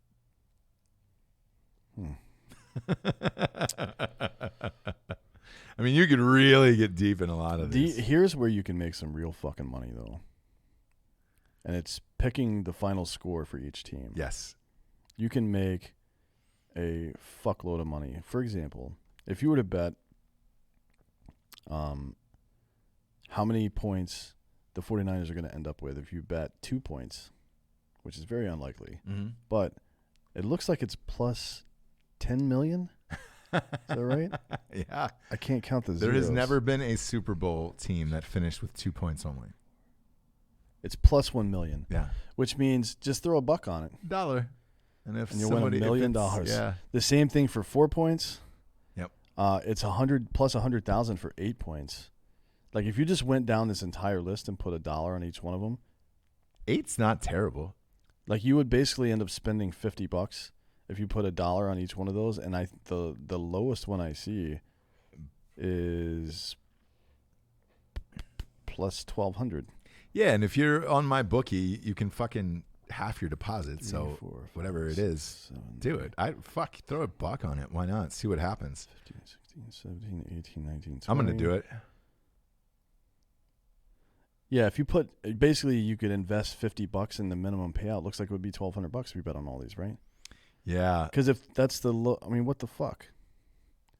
Be great. But it's a numbers game, man. I remember, so there was a few years ago, you can bet on the first score to happen. Mm-hmm. The highest bet there is a safety because it never happens. It happened against the fucking in that Denver game, man. Yep.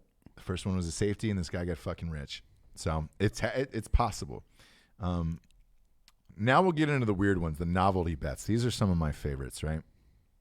This is Dan's. Dan, this is your favorite to start off with. Will there be an Epstein didn't kill himself sign shown at the game? Yes or no? No, I don't think they'll show it. I think the No. camera guy. Look, if you're one of those camera guys, you got to be scanning the crowd before the show starts and seeing what you're going to pan to and what you're not. And they know that, and the producers know that. So if they fucking swing by and linger on that particular sign, the producer's going to be like, dude, what the fuck? Yeah. This is not cable television. This is fucking broadcast. It's the Super Bowl. It's the most watched event of the year. You can't do that. Will Kaepernick be mentioned during the live game? Yes, I think he will. He was the last quarterback for the 49ers to go to the Super Bowl. Where is this one? Where are you seeing these? It's on the prop side of it. It's called Special Prop Bets. Mm. So if you go into my bookie, it'll be on the left-hand column under Super Bowl Special Prop Bets. Kaepernick was the last quarterback to take the 49ers to the Super Bowl. Therefore, yes, he will be I mentioned. mean, he's got to come up, yeah. And it's plus 100 for yes, so that's great. Will Mike Bloomberg predict the winner of the Super Bowl? You know what you before could the do? game? That's so funny. You could bet $10,000 that it's going to happen, and then just go beat the shit out of Kaepernick that day. Somebody will report that news. Yeah.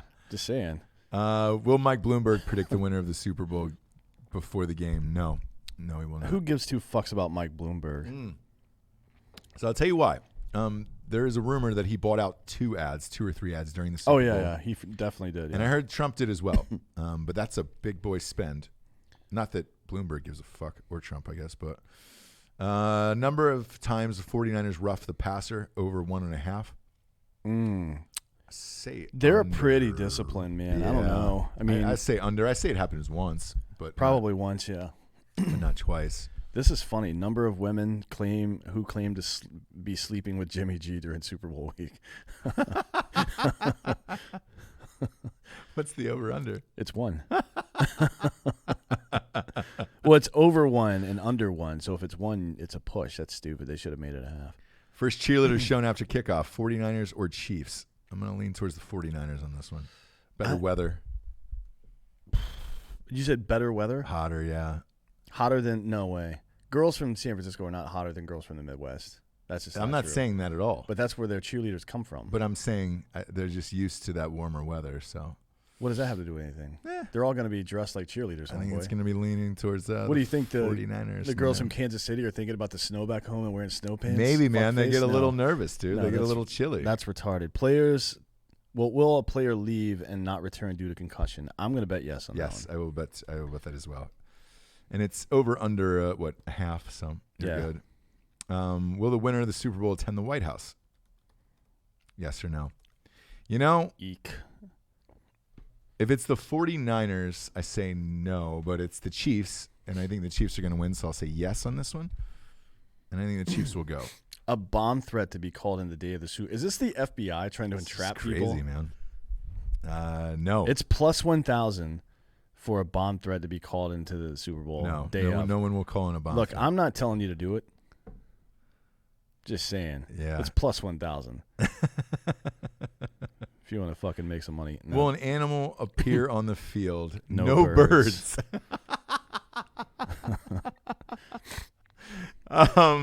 Yes, I think there'll be some form of animal during the halftime show. Will a fan run on the field? No. It's plus 800.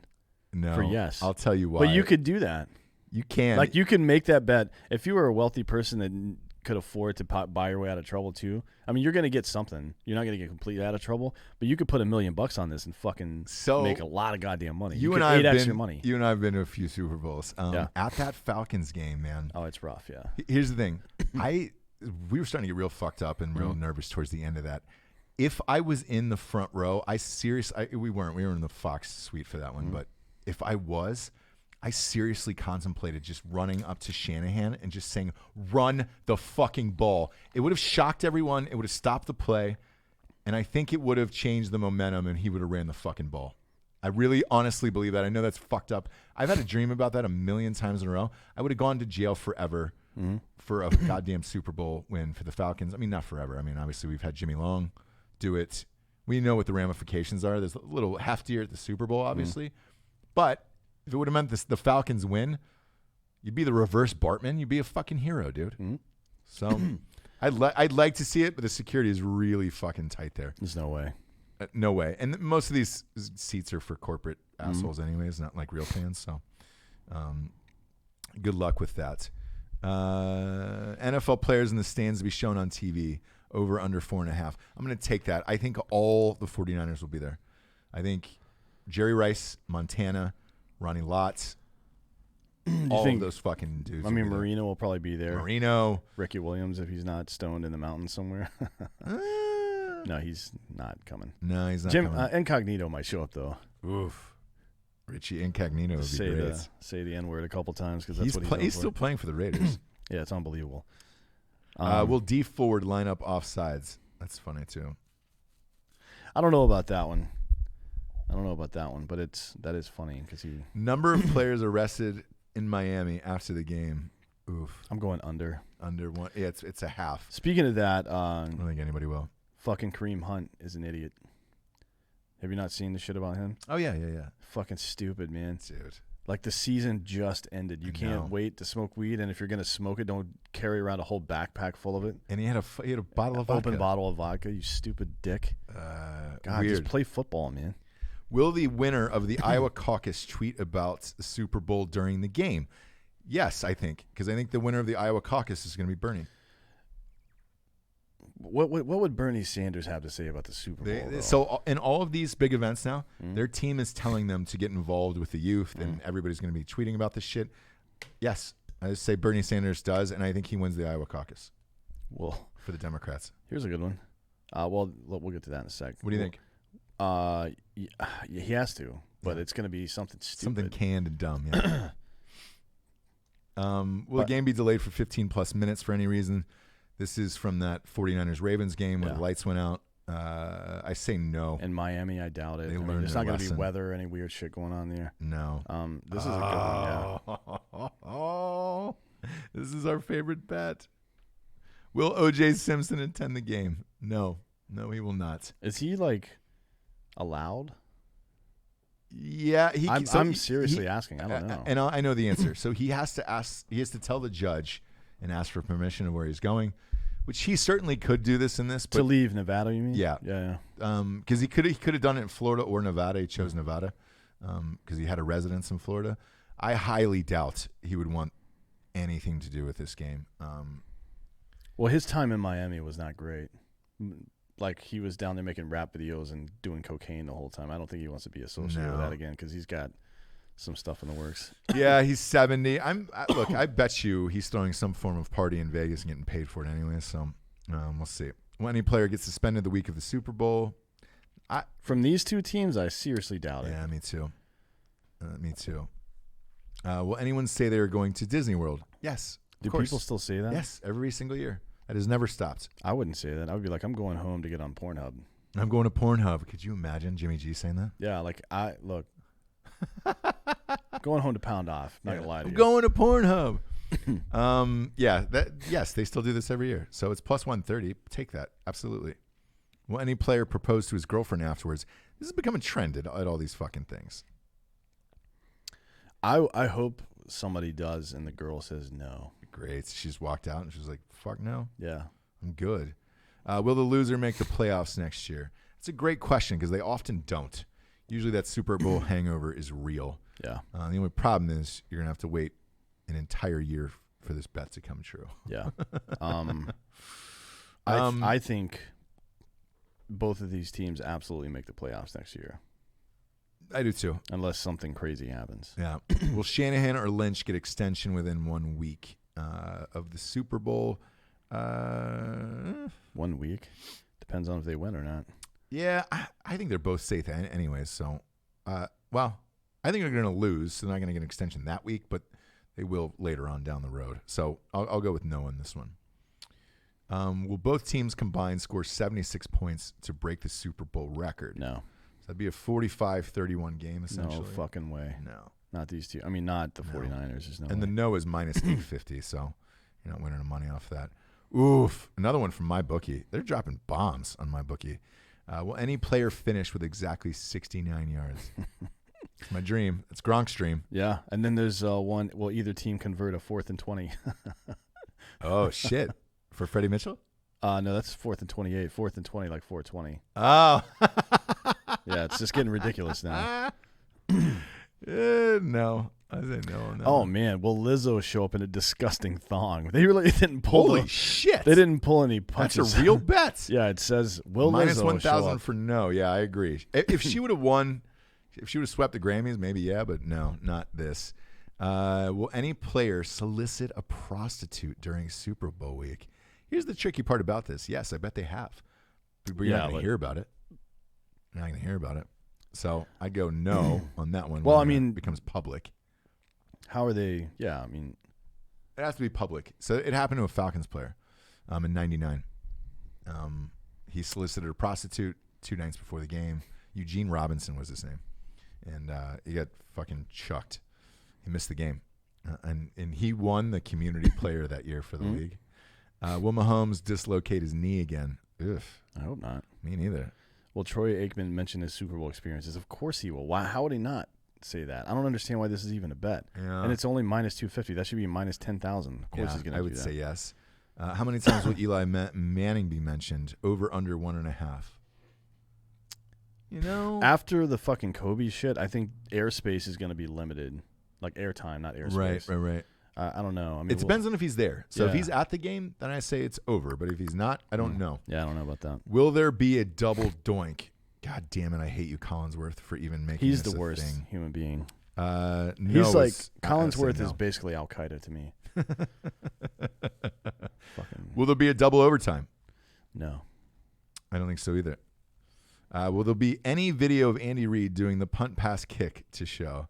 Yes, but that's pregame. I think it's pregame. It says the cutoff is no. So this is the cutoff is 6:30. Yeah. I don't think they'll show it during the game, but pregame, yes, they will show that. Yep. And then the most popular bets here are. We'll do the last one. The most popular bets is Philadelphia plus Boston points versus Jimmy Garoppolo's passing yards, and it's 15.5. Yeesh. Philly plus Boston. Uh-huh. That's going to be like 230. So I would say I would take Philly Boston probably. Okay. I'll look. You're the numbers guy. I'll go with that one. This one. He's towards the end of the season. He was throwing for a lot of yards, more than that. Yeah. So let me look at this for a second. 285, 248, 200, but that was against the Falcons. 349. Actually, you kind of got to go with Jimmy G because he's going to be forced to throw the ball a little bit more. Like if he doesn't throw for over 230 yards, I don't think they win this game. Although I didn't think he would throw for 77 yards total and 8 passes and put 37 points on the board. So who the fuck knows, man? I don't know. Last one. This is the last one of the show, kids. Color of Gatorade shower on the winning coach. Orange. That's funny you say that. So lime green, or yellow is an option. Orange, red, clear water, blue, or purple. Orange. I'm saying red. And why are you saying orange? I don't know. It's just I'm saying red because both the Chiefs and the 49ers were red. Now, do you think when the trainers and team managers are getting together before the game, like, hey, the beverage that you can't see until the end, should that be the color of our uniforms? Yeah. I don't think that conversation ever happens. Well, I think the favorite beverage is red. It depends on what your favorite Gatorade color is. Yeah, maybe. Mine was red as a. I like the light blue color. Well, I do in adult life, but I didn't when I was playing. When I was a child, I mostly drank vodka, to be honest, just to get through the day. So it's like, look, kids, enjoy the Super Bowl. Bet all these with us or against us. Sign up for Drinkin' Bros Sports on Facebook, the private group. You will see our actual bets live in there. We are going extremely hard on this game, both D'Anthony and I. So pop back in on Saturday or Sunday in the group, and you'll be able to see our actual betting slips because we bet on all this shit. And rest in peace, Kobe, man. Yeah. Sad week. Yep. Sad week. For D'Anthony Holloway, I'm Ross Patterson. This is the Drinkin' Bros Sports Companion Show. Good night, everyone.